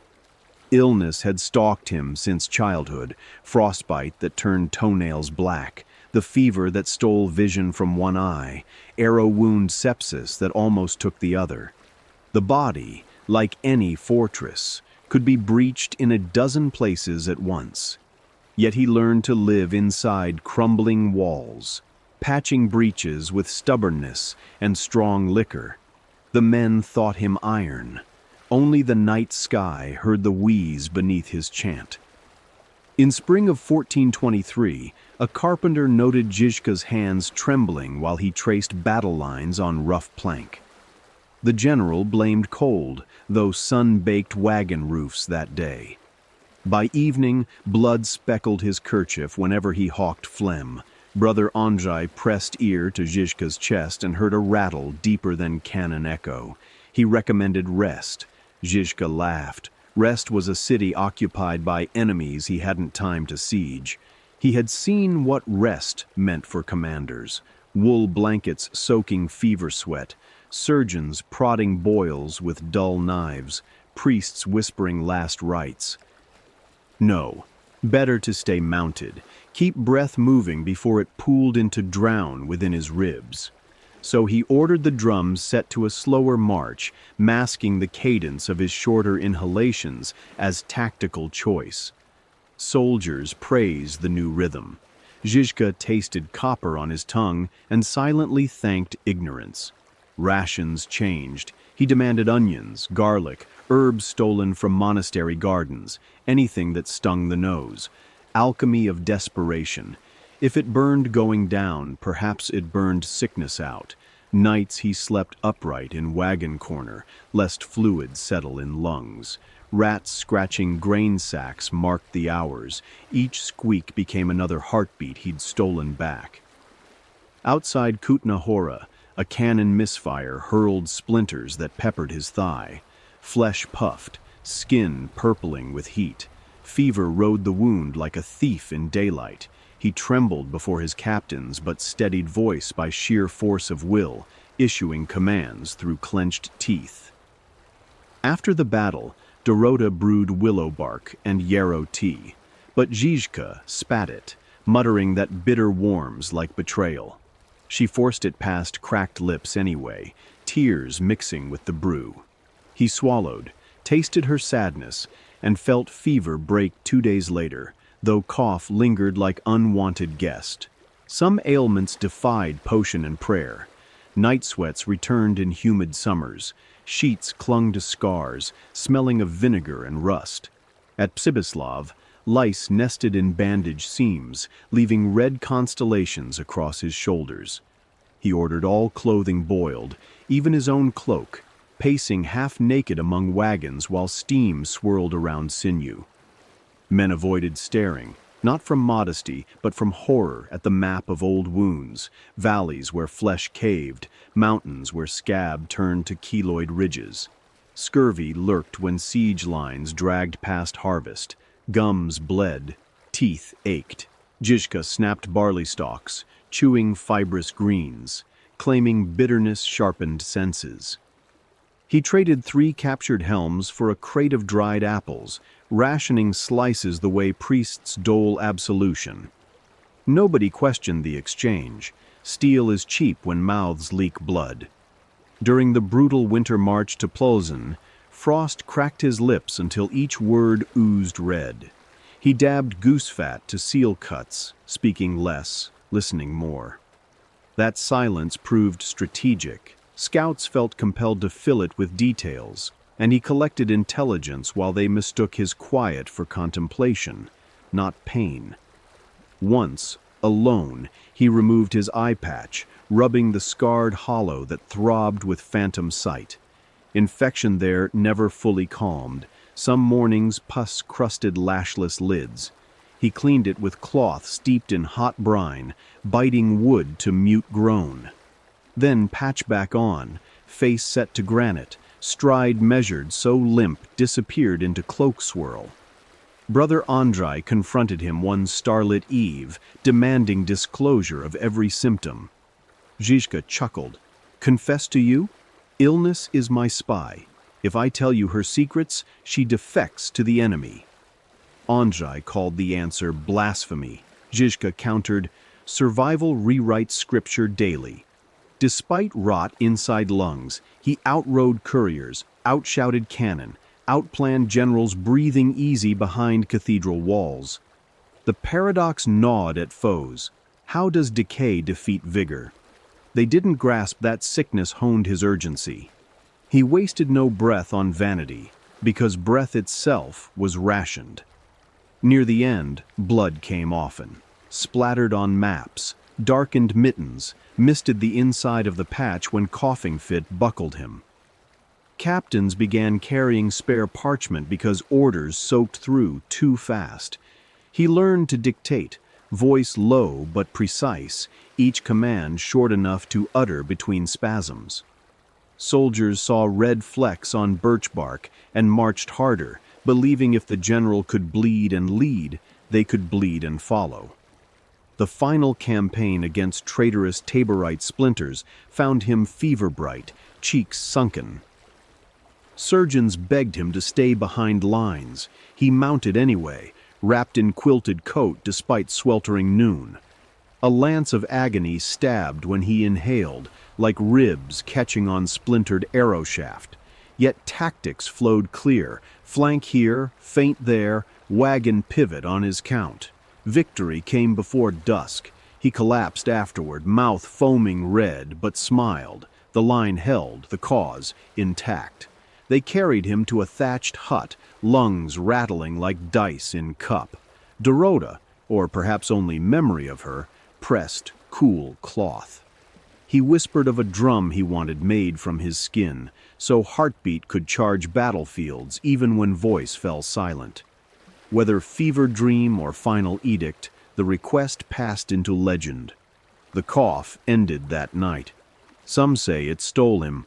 Others claim he died days later, issuing plans with last wet breaths. Chroniclers dispute date and place, but all agree. No wound pierced him deeper than the blade of his own body turning inward. Illness, long an ally sharpening urgency, finally exacted its tax. Yet residue of his maladies lingered in those he led. Soldiers chewed garlic on march, swore it warded plague. Captains listened to wind for hints of soil dampness after seeing him read terrain through scent. Even cough became code. A signal 2 throats apart meant enemy sighted. Disease, once enemy, transformed into vocabulary, a brittle, blood-flecked dialect of survival. In taverns years later, veterans spat into hearths, watched flames hiss, and toasted the man who taught them every breath is a loan, every heartbeat a coin to spend before creditors arrive. They clinked cups seasoned with herbs Žižka favored, the bitterness a reminder that sweetness seldom wins wars. On dark roads, mothers warned children, "Listen for the night cough. If you hear it, be grateful. It means the ghost of Jan Žižka still patrols, guarding Bohemia with lungs of shattered glass, yet voice of iron." And somewhere, perhaps, a quiet drum echoes under wagon wheels, long turned to dust, its membrane stretched from a skin that refused to quit until even sickness learned respect. Smoke curled from every chimney in Tabor that winter, but the chill lay deeper than frost. It coiled at the roots of belief. Hymns still rose at sunrise, chalice banners still snapped on ramparts, but voices cracked on notes once sung smooth, and cloth frayed where wind tugged too long. Inside council chambers, Huss's words grew barbs. What had begun as gospel felt, in some throats, like a blade. Jan Žižka felt it first as a vibration beneath wagon boards, zeal assuming the weight of stone. Preachers with eyes lit hotter than pitchfires slipped into camps, declaring that the end times marched only a day behind them. God, they said, demanded purge of lukewarm comrades, of kings both earthly and heavenly. Mercy grew suspect. Argument became proof of secret sin. Soldiers who once shared crust and hymn now spit scripture like sparks, each eager to ignite the other's straw. The 48 elders convened to mend fractures. Candles guttered as voices rose. Moderate utraquists begged for dialogue. Radical Picards conjured visions of a naked Eden where no law but spirit ruled. A bearded zealot slammed fist on oak. If a brother doubts, cut doubt from him. Shouts answered, steel half drawn. Žižka rapped axe haft on floor. Silence froze mid-breath. Faith that fears question, he said, is already dying. Eyes slid away, but embers of suspicion kept glowing. By night, torches bobbed between tents, searching for heresy. A woman caught grinding poppy seed for sick child was accused of sorcery, a bishop's trick to dull Hussite will. She protested. Zealots found Latin phrases in her pantry, innocent grain sacks stamped with monastery seal. They dragged her to the river that glimmered moonlit, tested buoyancy of sin. Her screams ended under ice. Next dawn, half the camp fasted in her name. The other half called it cleansing. Žižka walked the riverbank, staff tapping stones where water lipped cold. He tasted fanaticism on air, tinny, like blood sucked from split lip. Rage aimed inward dulls the axe, he warned Brother Andrzej. But Andrzej, usually mirror calm, had fire in gaze. Perhaps the axe should prune rot before tree topples, he muttered.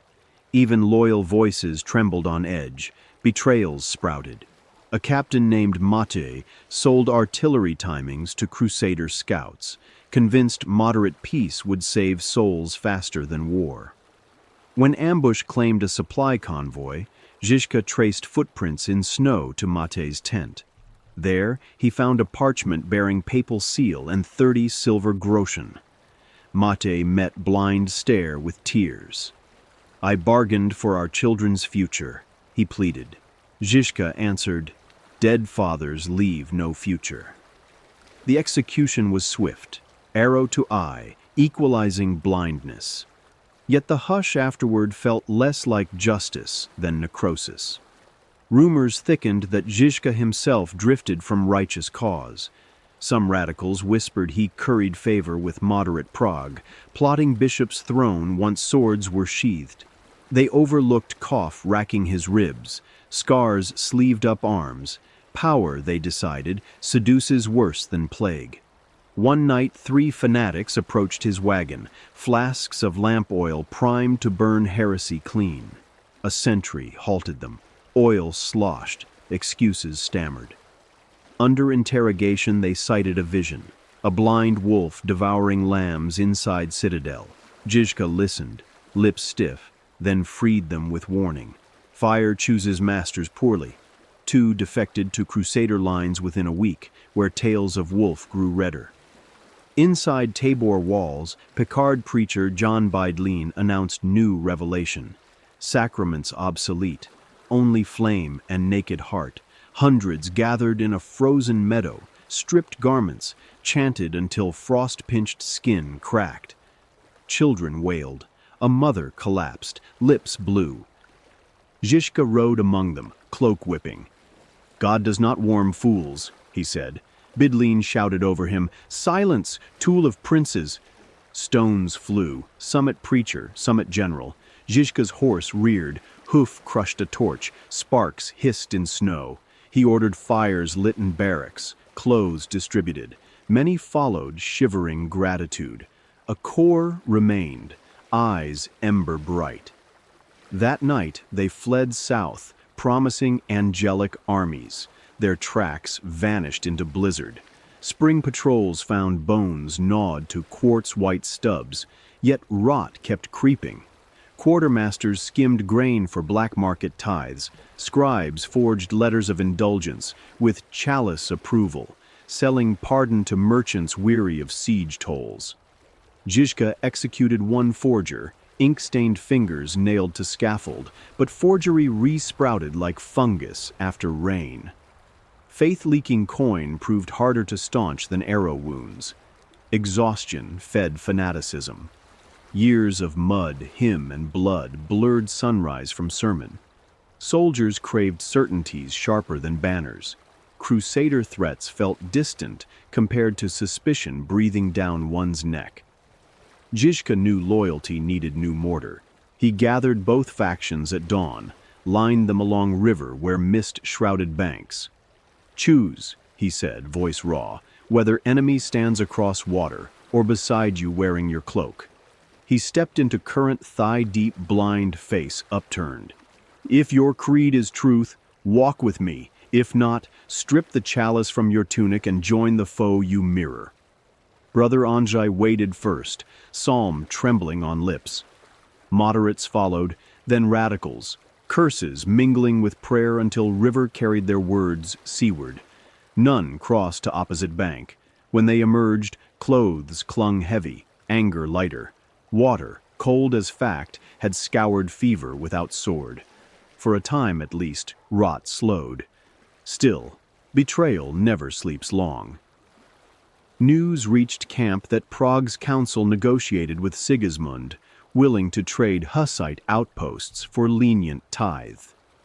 Rage nearly split ranks anew. Žižka quelled it, not with sermon, but with march, motion outrunning rumor. He steered army toward Crusader stronghold, giving discontent a neck to throttle besides its own. Siege lines formed, catapults hummed, faith refocused where it belonged, punching tyrants, not neighbors. Yet each night he felt undercurrents swirl. Fanatic heat, moderate frost, both threatened integrity of stone heart beating in Bohemia. He reminded himself, rot must be carved, not painted over. But the carving knife dims with use, and his cough grew deeper, nights longer. When campfires dimmed and psalms thinned to whispers, Žižka pressed ear to ground, listening for secrets beneath soil. He heard worms turning leaf to loam and thought, even decay feeds tomorrow. Perhaps rot of faith, if pruned, could fertilize courage. He prayed, not to distant saints, but to hushed earth. Let seeds of reason take root where dogma fell. His axe, resting across blanket, glimmered faintly as embers breathed. Outside, sentries marched perimeter, eyes peeled not only for Crusader steel, but for brother's dagger cloaked in scripture. In darkness, snow began, each flake a silent thesis on impermanence. By dawn, wagons wore white mantles, hiding scars. Soldiers woke to clean hush.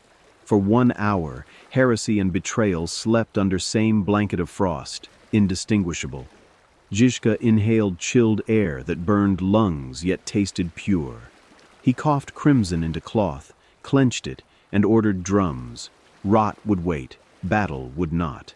Snowmelt carved ruts into the road outside Hradec Králové, pooling in boot prints that steamed under early sun. As John Žižka's column advanced, a rumor traveled beside wagon wheels. A Hussite messenger, trusted courier, badge stitched with the white chalice, had vanished 2 nights prior. Missing, perhaps captured, or perhaps he carried more than mail. Žižka summoned his spy master, Vitek the Quiet, a man who spoke seldom and listened in surplus. They stood by a frost-rimmed hedge where sparrows scolded spring. "We lose letters often," Vitek admitted, "but never the man, not unless silver weighed his saddle." Žižka's expression did not change, yet the air between them grew brittle as pond ice. "Find the crack before it spreads," he said. Vitek bowed and vanished into bramble shadow. Paranoia was not pastime, it was lifeline. Years of betrayal taught Žižka treachery walks closest, when drums sound victory. The first lesson came back in 1419, when a guide sold riverford secrets to Crusader scouts for 20 groschen and a promise of farmland. The ambush cost 20 soldiers. Žižka hunted the guide through willow swamps, dragged him before ranks, and offered a choice: stand with the men he'd doomed or leap into the Vltava chained to an anvil. The guide chose river. The splash echoed through ranks longer than any sermon. After that, every unit marched under twin oaths: shield your comrades' back and keep an ear for whispers knife-sharp. Camps sprouted a lattice of informants, bakers, ostlers, even jesters, trading observations for extra rations. A wink mishandled, a midnight stroll near powder wagons, an unearned coin glint, all fed Vitek's ledger. Soldiers joked that fleas could not jump wagons without his notice. Yet cruelty alone built no loyalty. Trials were public, but investigations meticulous. When a pike sergeant accused a cook of diluting barley rations for black market sale, Žižka asked 3 questions, tasted the gruel, weighed sacks, inspected ledgers. The sergeant's math failed. Truth cleared the cook, but false witness invited harsher sentence than mere thievery. The sergeant lost rank, forced to haul latrine carts until his back bent like question mark. Lessons etched themselves deeper when fairness walked with fear. Now, in 1424, with victory's horizon trembling, another crack showed. Vitek returned before dusk, eyes glittering with information.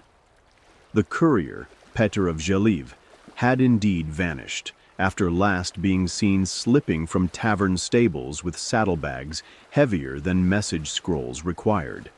Witnesses recalled a fresh shilling winking at his wrist rope. Worse, rumors said an imperial rider crossed lines nearby under truce flag, parleying with Hussite moderates. Coincidence rarely smiled twice in one night. Žižka convened war council beside a wagon lantern, its light an amber pool amid gathering dark.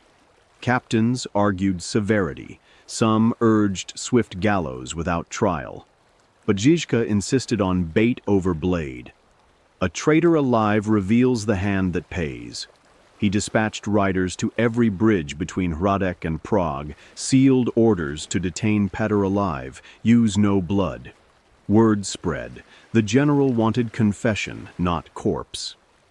3 days later they dragged Peter into camp, wrists bound with braided nettle, a sting Žižka found poetically apt. Mud-spattered courier cloak, silver glinted at belt. A hush fell as soldiers gathered, eyes reflecting torch jitter.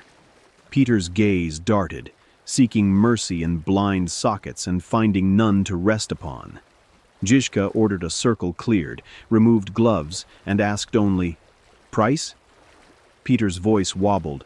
50 groschen, safe passage to Vienna, promise of steward post under imperial garrison. He looked young, cheeks still farm boy round, and fear made him younger. Žižka nodded, turning to the ranks. "This man undervalued us," he said. 50 coins for thousands of lives. Murmurs bristled like quills. Penalty came not by axe, but by isolation. Peter was lashed to a wagon tongue, facing backward, forced to watch the army he'd betrayed move forward without him. For 2 days, chains rattled each time wheel lurched, dust scoured eyes raw. Nobody spoke his name. On the 3rd day, the column reached ravine overlooking imperial siege lines. There, Žižka halted, summoned captains, and granted Peter final speech. The boy wept, claiming hunger, tempting promise, fear of endless marching. Žižka listened until sobs exhausted. Then he faced troops. "Hunger walks with all of us," he said. "Fear sleeps in every bedroll. Betrayal is a choice." With that he unlocked chains and handed Peter a dagger with polished blade. "Redeem or repeat," he offered. "Return to those who bought you, or walk into camp unarmed and earn back name." Peter staggered to cliff edge. Imperial fires winked invitingly below. Behind him, silent rows of comrades he'd sold. He turned, dagger shaking, and knelt. Žižka accepted blade, but sentence remained. Exile, branded palms scorched with inverted chalice. In Hussite code, the mark meant mouth closed forever. Guards escorted him out beyond pickets, released him to wilderness. Whether wolves, crusaders, or guilt claimed him, camp never learned. But Mark ensured no safe hand could trust his story again. Punishment rippled outward. Captains redoubled ledger checks. Quartermasters swore oaths over chalice lit by dawn's sun. VTech updated network, adding silent cues, a tap on barrel, tie of red twine, to flag suspicious shifts. Fear sharpened vigilance without tipping into mania. Justice stayed transparent, betrayal unmistakably fatal, but only after truth weighed heavier than rumor. During later campaigns, enemies captured Hussite scouts and offered gold for intelligence. Most refused, even under rack. Those who wavered recalled Peter's wagon walk, the isolation worse than death. Loyalty, like steel, tempered by heat and sudden chill, emerged resilient. Žižka understood that trust enforced by terror alone rots. Trust tended by visible fairness roots deep. He spared traitors when confession seeded caution in watching hearts. He killed when rot spread too far. Balance kept spine of the host straight. Years after his own death, mothers told children around hearths, "Never bargain with coins that smell of stranger. Žižka will brand your palm from beyond." Traders claimed to meet wanderers with inverted chalice scars, eyes darting like mice, stories cut short. Whether legend or survivors, the warning worked. Under Bohemian skies, wagon tracks faded but code endured. Listen for rumble of wheel, think twice before you sell the route. For while many armies punish betrayal, only one left traitors too feared to speak, too branded to hide. Ghosts with mouths sewn by reputation sharper than any blade. Before any trumpet cracks dawn, a hush drifts over the Hussite bivouac. Then a scent arrives, tugging every sleeper from whatever dream survived the night. It's the smell of horses, breathing steam through leather muzzles, hot oats, damp mane, the sour tang where sweat has soaked into girths. Jan Žižka always wakes on that cue. Eyes useless, lungs tell him if the mounts are restless, if disease stalks the stables, if cold has gnawed too deep into bone. A healthy army, he says, starts in the nostrils. When sunrise teases frost from wagon rims, another odor bleeds into air. Iron warming. Swords scrubbed with tallow the night before now release a faint sweetness, like pennies sucked clean. Hammer blows from the forge cart drive sparks into damp ground. The collision of metal on metal leaves an after-smell, metallic and bitter, that coats tongues, forcing men to swallow courage with each breath. Breakfast fires spark lines of lard smoke. Onion peel singes, barley porridge bubbles, and bacon fat drips onto ash, spitting tiny curses. The mingled aroma tricks stomachs into believing plenty waits, though each bowl holds little. Žižka walks between cookpots, staff tapping mud. He can tell if wood is green by resin bite, if the quartermaster stretched grease with water. One whiff of burnt grain and he knows the pot rode too hot, fuel wasted, bellies short. He says nothing. A cook receives gentle correction in the form of half rations next dawn. Then armorers stoke the tar cauldrons. When pitch liquefies, it breathes a resinous reek that clings to beard and cloak. Forest turned nightmare. Soldiers paint wagon sides, arrow shafts, pike butts. Tar seals, but also announces itself. A warning before battle that shields have been baptized in trees' blood and will not splinter easy. Crusader scouts downwind sometimes smell it hours early, nerves snapping like the twigs it came from. March begins. Oxen press forward, hooves grinding grass into pulp. The crushed blades exhale chlorophyll sharp as cut apple. Under that freshness lurks churned earth, dark, damp fungal. Wheels carve trenches, manure squelches under tread. Mixed with grease and human sweat, it forms a perfume only campaign veterans recognize, the living body of an army on the move. Midday sun climbs, and chainmail heats until it wafts a scent like iron skillet forgotten on hearth. Men loosen collars, acrid fumes of unwashed linen billow out, rivaled only by boiled leather straps exuding hide and vinegar. A fistful of dried mint passed along ranks becomes treasure, a single sniff clearing nostrils before the next barrage of odors crowds back. Smoke columns appear on horizon, enemy campfires or villagers burning chaff.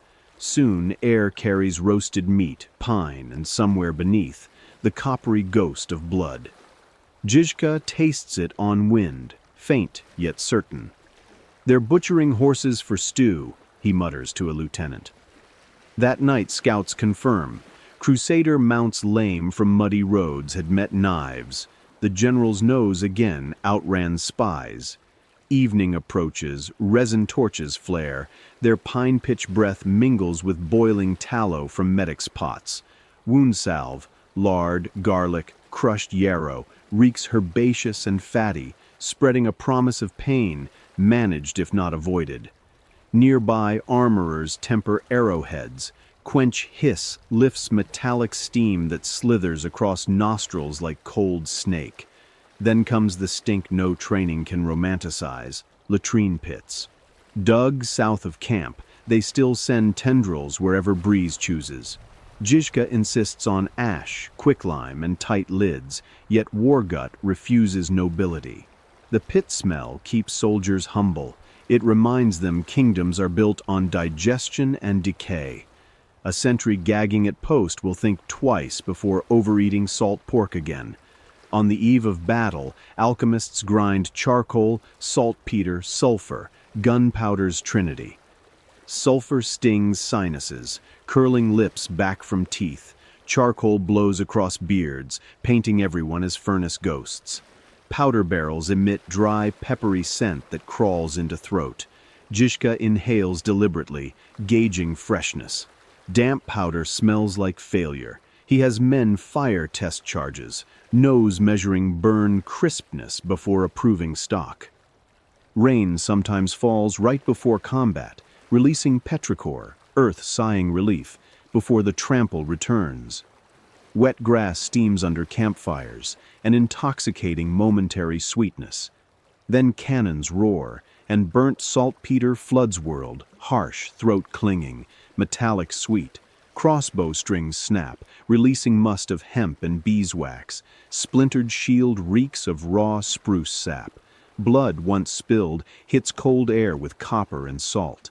Mix it with mud, and you get a primal soup soldiers will smell years later whenever a butcher cleaves bone.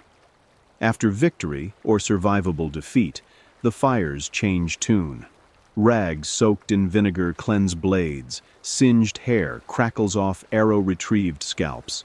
Soup kettles accept whatever meat the day yielded, sometimes goat, sometimes unlucky charger. The broth's scent is equal parts triumph and regret. Everyone tastes it, no one names it. Night deepens. Camp quiets to low snores and sentry murmurs. Final odor drifts, smoldering grass where torches fell, sweet and charred. It clings to cloaks, embeds in wool. Men carry it into dreams. Some wake thinking barns burn. Others smile. The scent means they're alive. Žižka sits by dying fire, warming palms over coals. Ash dust rides up, smelling of everything at once. Wood, flesh, resin, tallow, iron. The war distilled. He coughs, tastes a fleck of blood, and decides tomorrow they move before dawn. Wind will shift and carry their scent to enemy if they linger. He crushes ember with boot, inhaling final wisp of smoke. Strategy often starts with where smell will travel. His blind maps begin in the nose. He pulls blanket, lets the night speak through fragrance. Oxen dung fading now, lavender from a healer's satchel, distant note of pine from wagons stacked with fresh tar. Somewhere an exhausted soldier yawns, and even that breath becomes part of the blend. In the dark, Žižka smiles. Sighted generals read banners. He reads the invisible: horses, iron, scorched grass, writing tomorrow's campaign across the theater of his lungs. The stench of damp straw and dying fire filled the hut perched on a hill above Psibislav. Rain pattered the thatch, each tap counting down a clock only John Žižka could hear. He lay on a trestle bed. No silk, no heraldry, just boards that complained under fever-trembled weight. His patch lay on a stool, sodden with sweat, lids stitched years ago now crusted, lashes long since faded to scars. In darkness, undimmed by eyelids, he listened. Oxen huffing beyond wall, a sentry shifting spear haft, wind worrying loose shutter. Every sound had once been coordinate on a living map. Tonight they formed a ledger. Brother Andrzej knelt nearby, grinding willow bark, the rasp of pestle like a cricket song. "Drink," he urged, lifting tin cup to cracked lips. Žižka sipped. Bark bitterness flowered on tongue. "Will it mend me?" he asked, voice husk, scraping air. "It may dull the blade," Andrzej said. Žižka coughed, tasting metal. Blunt blades still kill. Outside, wagons groaned, his children of war, restless. He beckoned Captain Janek, a miner turned siege chief. Janek entered, smelling of pitch and fear. "The men looked to dawn orders," he began. Žižka raised a hand. "Right." Andrzej fetched parchment, quill. In flicker of tallow lamp, Žižka dictated, phrasing spare, breaths rationed. First, the wagons ride south to Jilava. Ox teams split, 2 per cart until bridges cross. Burn timbers after crossing. He paused, listening to quill scratch, rain answer. Second, distribute powder equally. No captain hoards. Powder goes stale in damp command tents faster than courage in damp hearts. Cough seized him, blood-dotted parchment. He waved off towel, continued. Third, no priest shall deny communion chalice to peasant or skeptic. Wine shared is blade dulled against brother's throat. Ink pooled at each period, small puddles mirroring lamplight, brief stars. Fourth, should Prague negotiate with Rome, remember, kings trade parchment, we trade blood. Accept parchment only if soaked in their share first. Janek's eyes shimmered. And if they refuse, Žižka's breath rattled, make parchment of their pride. Silence grew heavy, broken by distant thunder, cannons testing charge beyond ridge. He smiled faintly. Even absent, his lessons marched. He turned head toward Andrzej. Write the rest in their hearts, he whispered. Andrzej leaned close. Which rest? Žižka exhaled a laugh turned wheeze. Tell them a man who lost the world's light saw further than kings, because darkness shows what shines. He reached, found Andrzej's sleeve, squeezed. Tell them to keep listening to ground, it still talks. Lamp sputtered. Room dimmed. Outside, bells tolled midnight for a village unaware legend was drafting final footnote. Žižka lifted hand, searching for axe kept beside bed. Janek placed haft against his palm, fingers curled round familiar grain. No drum of skin, he murmured. Rumor had grown he'd be flayed for war drum. Let flesh feed soil, not song. Wheels roll without me. Andrzej nodded, tear-tracing soot line. Rain eased. Through gap in shutter drifted scent of wet pine, clean after months of powder. Žižka inhaled, lungs rattled like dice settling final throw. Good smell, he said. Remember it when blood stinks. Quill hovered, unsure to record. Andrzej let words float free, gift to air. Footsteps. Lida the miner, freckled still under soot, stepped in with a wooden box. She opened lid. Crimson patch freshly stitched, edges embroidered in black thread. For when you rise, she offered, voice cracking. Žižka smiled without eyes. Patch sunsets for someone else now. His hand brushed cloth, blessing or farewell. He laid axe across chest, head pointing to door. "Ready to march?" he joked. Nobody laughed. Breath shortened, each inhale scraping rib like dull saw. Outside, a fox yipped, hunger note. Žižka whispered, "Even foxes keep fighting." Blood bubbled at corner of mouth. Andrzej dabbed gently. Lamp died, wick spent. In darkness complete, the hut waited. A final breath slipped, soft, almost curious, and was gone. Sentry outside swore wagon chains rattled just then, though oxen slept. Others claimed thunder rolled, though sky shy of cloud. What truly moved was quieter, a resolve settling into shoulders of every soldier who would wake to learn the ground's keenest listener was now part of soil he loved. Andrzej sealed parchment with wax mixed from altar candles and battlefield tallow, holy and profane intertwining, a fitting glue. He titled it simply, Testament of Jan Žižka, General and Brother. Copies would ride in saddlebags, whisper on lips, etch into hearts. They buried him at dawn on hill overlooking river he once forded blind. No relics, no saint bones, only axe planted haft deep above grave, blade catching sunrise. Light flashed off edge, blinking like an opened eye. When wagons rolled south hours later, a hush accompanied them, broken only by wheels crunching thawed earth. Yet men felt a rhythm beating somewhere beneath axles, drumless, unseen, as if the ground itself kept time.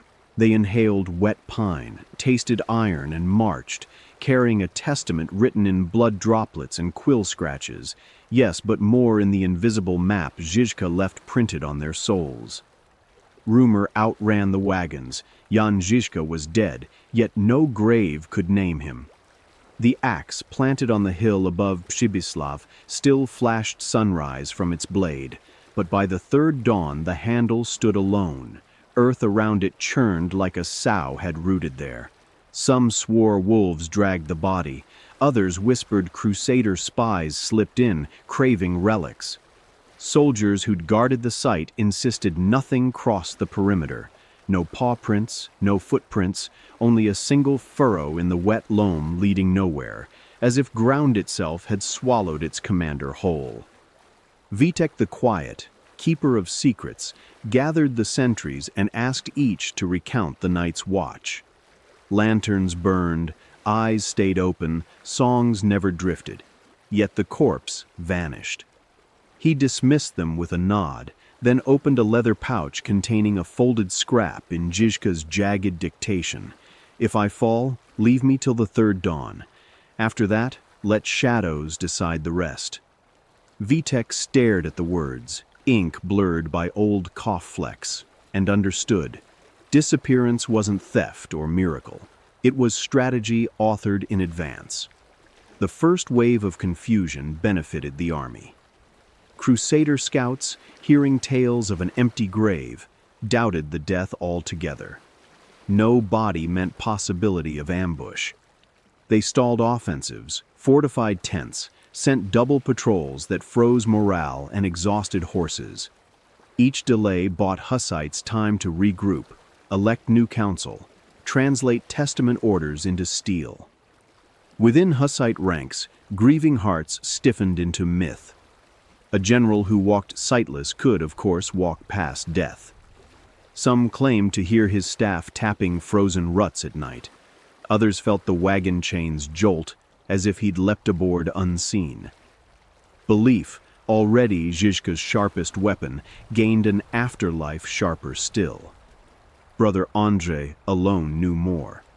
2 hours before burial, he'd directed 4 chosen soldiers to lift the corpse, wrap it in waxed shroud, and carry it beyond tree line where a shallow limestone cave breathed cold air.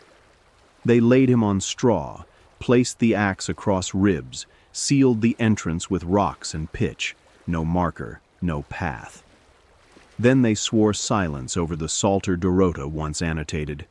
Andrzej scattered pebbles to mask prints, returned to camp, and spoke nothing but liturgy.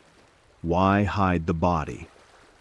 Andrei recalled Žižka's fear that relic hunters would carve pieces into talismans, bargaining fragments of flesh for indulgences or coin. Better no relics than broken ones. And better, too, for Crusader fear to linger, unsure whether the blind wolf's bones might still prowl. Years rolled.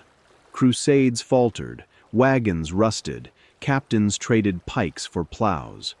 Yet every spring, a masked figure in homespun rode to the limestone ridge, dismounted with oil lamp, and disappeared behind ivy a moment before re-emerging empty-handed. Farmers nearby claimed nightingales never sang on that slope, as if silence guarded what soil kept. When plague swept Moravia, priests begged bones of saints to fend death. Traders offered fortunes for Žižkas. None could name the tomb. Legends sprouted. His skin drum beat from a hidden fortress. Monks ferried his body to Poland. Lightning struck the hill and turned corpse to ash. Each story contradicted another, and contradiction was the plan's genius. Chaos as coffin lid. A century later, miners quarrying limestone struck hollow ground. They expected ore, found straw turned dust and an iron axe, head mottled with rust yet unmistakable in heft. Before news spread, an aged monk from Tabor limped into quarry, parchment in hand. He read aloud an edict sealed long ago. Disturb not the bed of a brother who still keeps watch over his people. The miners, half believing, lowered tools, watched monk lift axe, kiss pitted metal, and carry it away into fog. Some said he vanished at the tree line.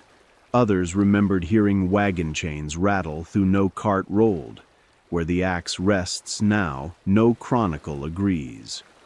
But across Bohemia, blacksmiths still temper blades on feast days by quenching them in water, mixed with handful of hill soil, swearing the edge holds better.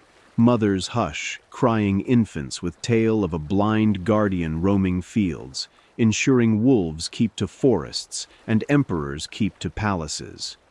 His body was never found because Žižka understood the arithmetic of absence. A corpse can be weighed, measured, mourned, forgotten. A question mark endures. He turned his remains into a riddle, and riddles are the only graves that keep enemies awake. In taverns where smoke writes curls on rafters, veterans tap mugs twice on wood before drinking, code for the third dawn when the body vanished. They do not toast the man. They toast the space he still occupies, somewhere between fear and faith, a tomb-sized gap in history that no shovel will ever close. Chapter 29. Lessons from a Blind Man, Why He Never Lost a Battle. Historians crouch over heaps of treatises, force tables and quartermasters' ledgers, trying to solve the arithmetic of Žižka's victories. They inventory war wagons, popular discipline, early gunpowder, then add the usual variables: high ground, bad weather, flexible morale, and the equation still lacks one digit. The missing number is the man himself, or more precisely, the empty sockets where eyes once were. 1. Sense over sight. The first lesson starts where vision ends. When retinas blacked out, the rest of his body expanded like a walled city, knocking its barriers down to house refugees. Ears caught hoofbeats and sorted lame fetlocks from healthy ones. Nostrils measured distance by thinning manure. Tongue tasted dust. Clay meant a landslip-prone slope. Chalk foretold arrow ricochet.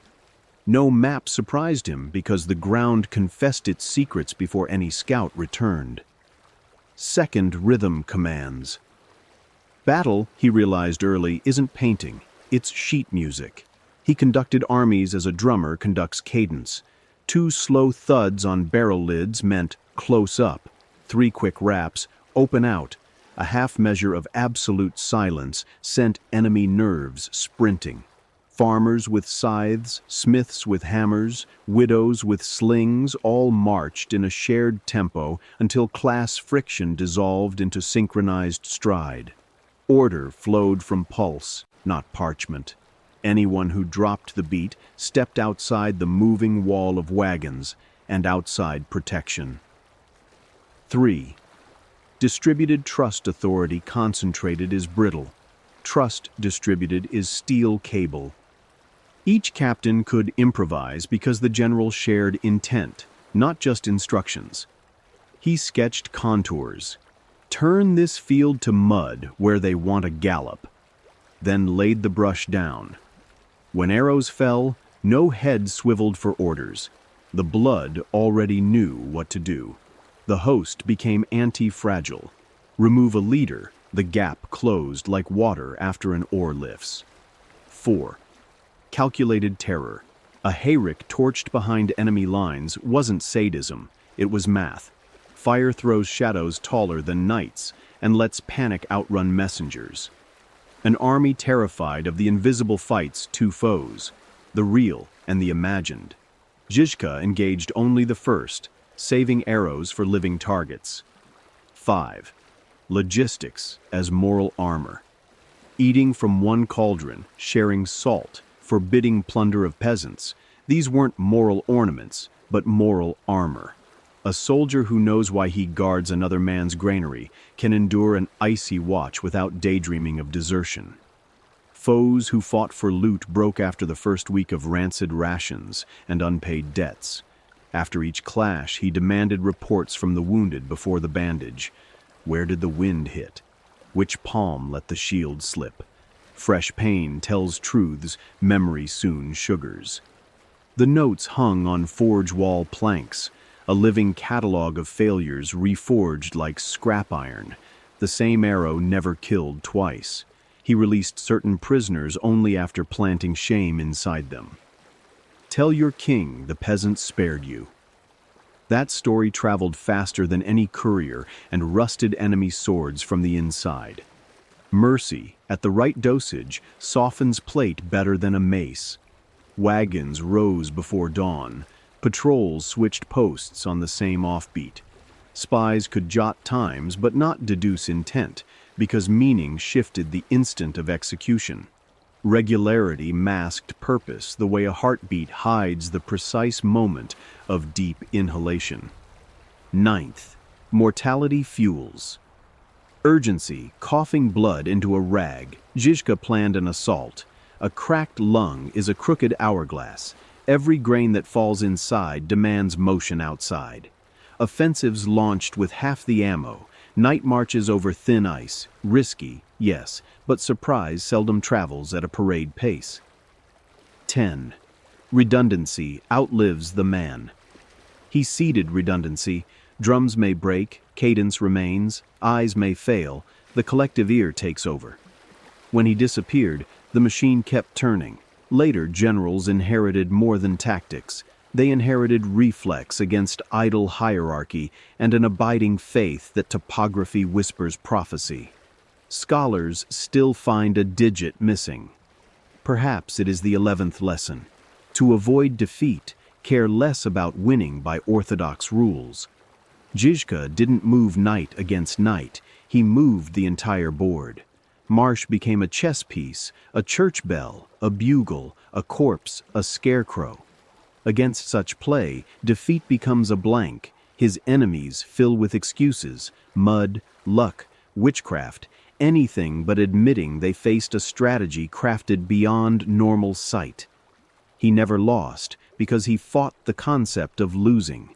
To retreat, you must concede a line between living and dead. His soldiers marched believing no such line existed. Drums beat in their chests, wagons behind became walls, and the night, a wolf's mouth for anyone wielding the wrong torch. Within shifting limits, defeat never found a foothold. Another commander in another century might add the same variables and fail. The equation will not repeat because one term, the ocular void turned compass, was singular. Yet the lessons remain, swirling in road dust, carved into an abandoned wagon plank. Whoever learns to read wind, share salt, and sink pulse to the drum of silence may discover that losing is more habit than destiny. Open a streaming news window on a gray Tuesday and watch drone footage glide over a ragged convoy. Flatbed trucks armored with scrap steel, rooftop solar panels wired to noisy inverters, cabbage crates doubling as ammo lockers. Between vehicles, farm workers in thrift store body armor tote modified weed sprayers that spit homemade napalm. The anchor's voice quivers.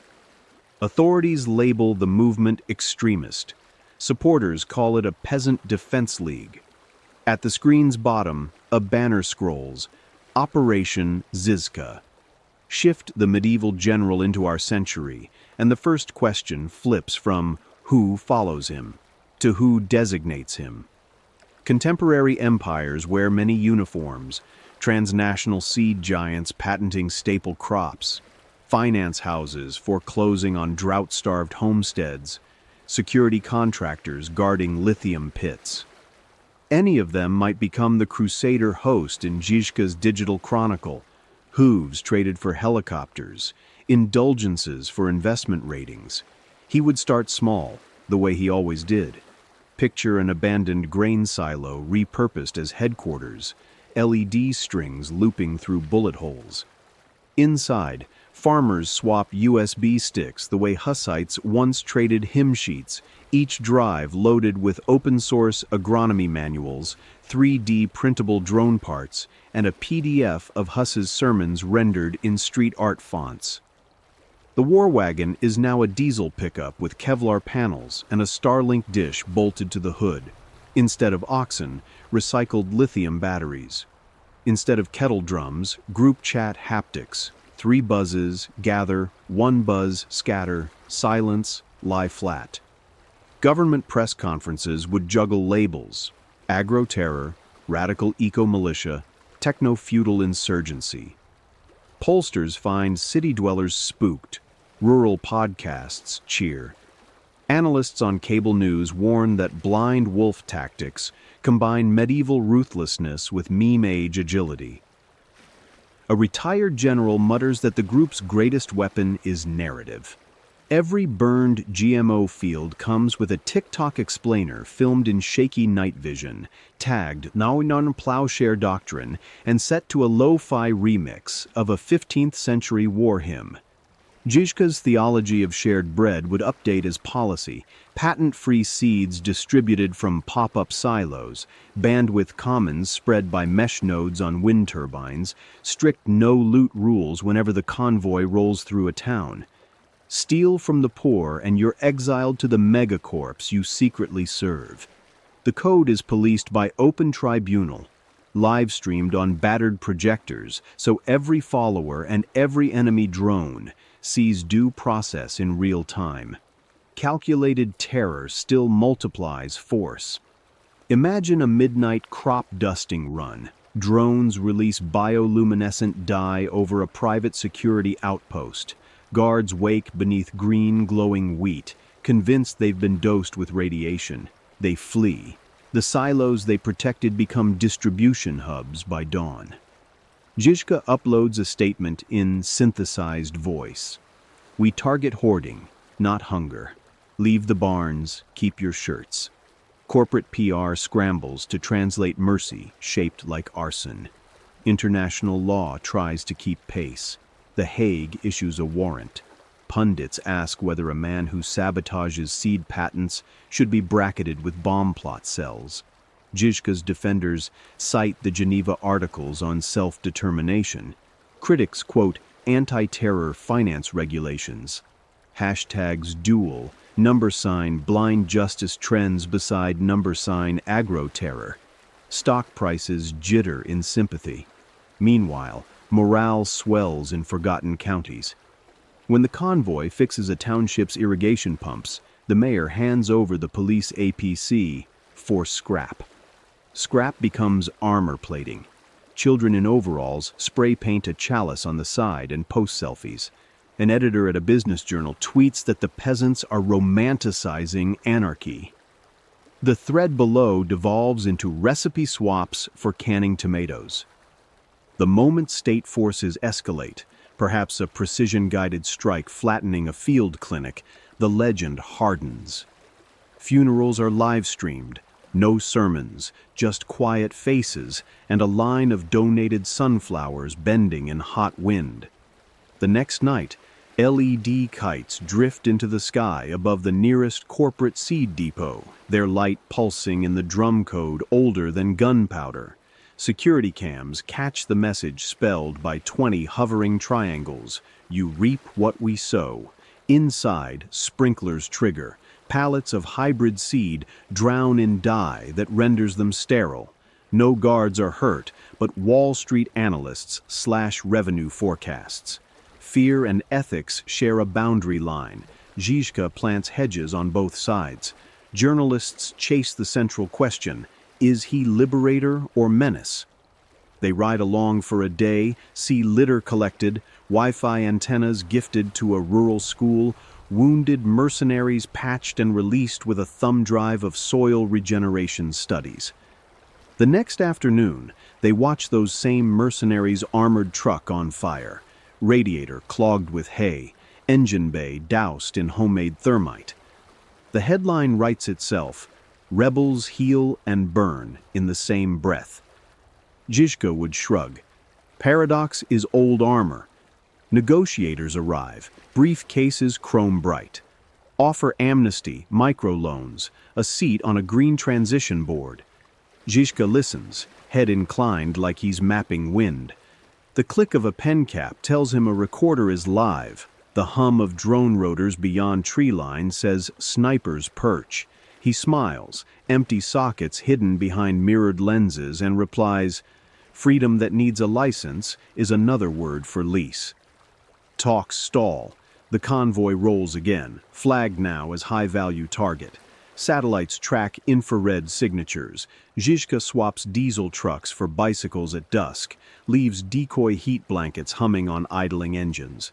Predators waste million-dollar missiles on empty metal. Real column slips by orchard paths scented with late-season apples. The orchard owner wakes to find a water-harvesting rig assembled from scrap and a note. Plant fear in furrows, harvest dust. Plant resilience, dine forever. Years from now, professors will footnote the campaign as the first post-state medievalist uprising. Some footnote will call him a terrorist who hacked hunger. Another will dub him the last crusader, riding into the cloud with nothing but drums and open-source code.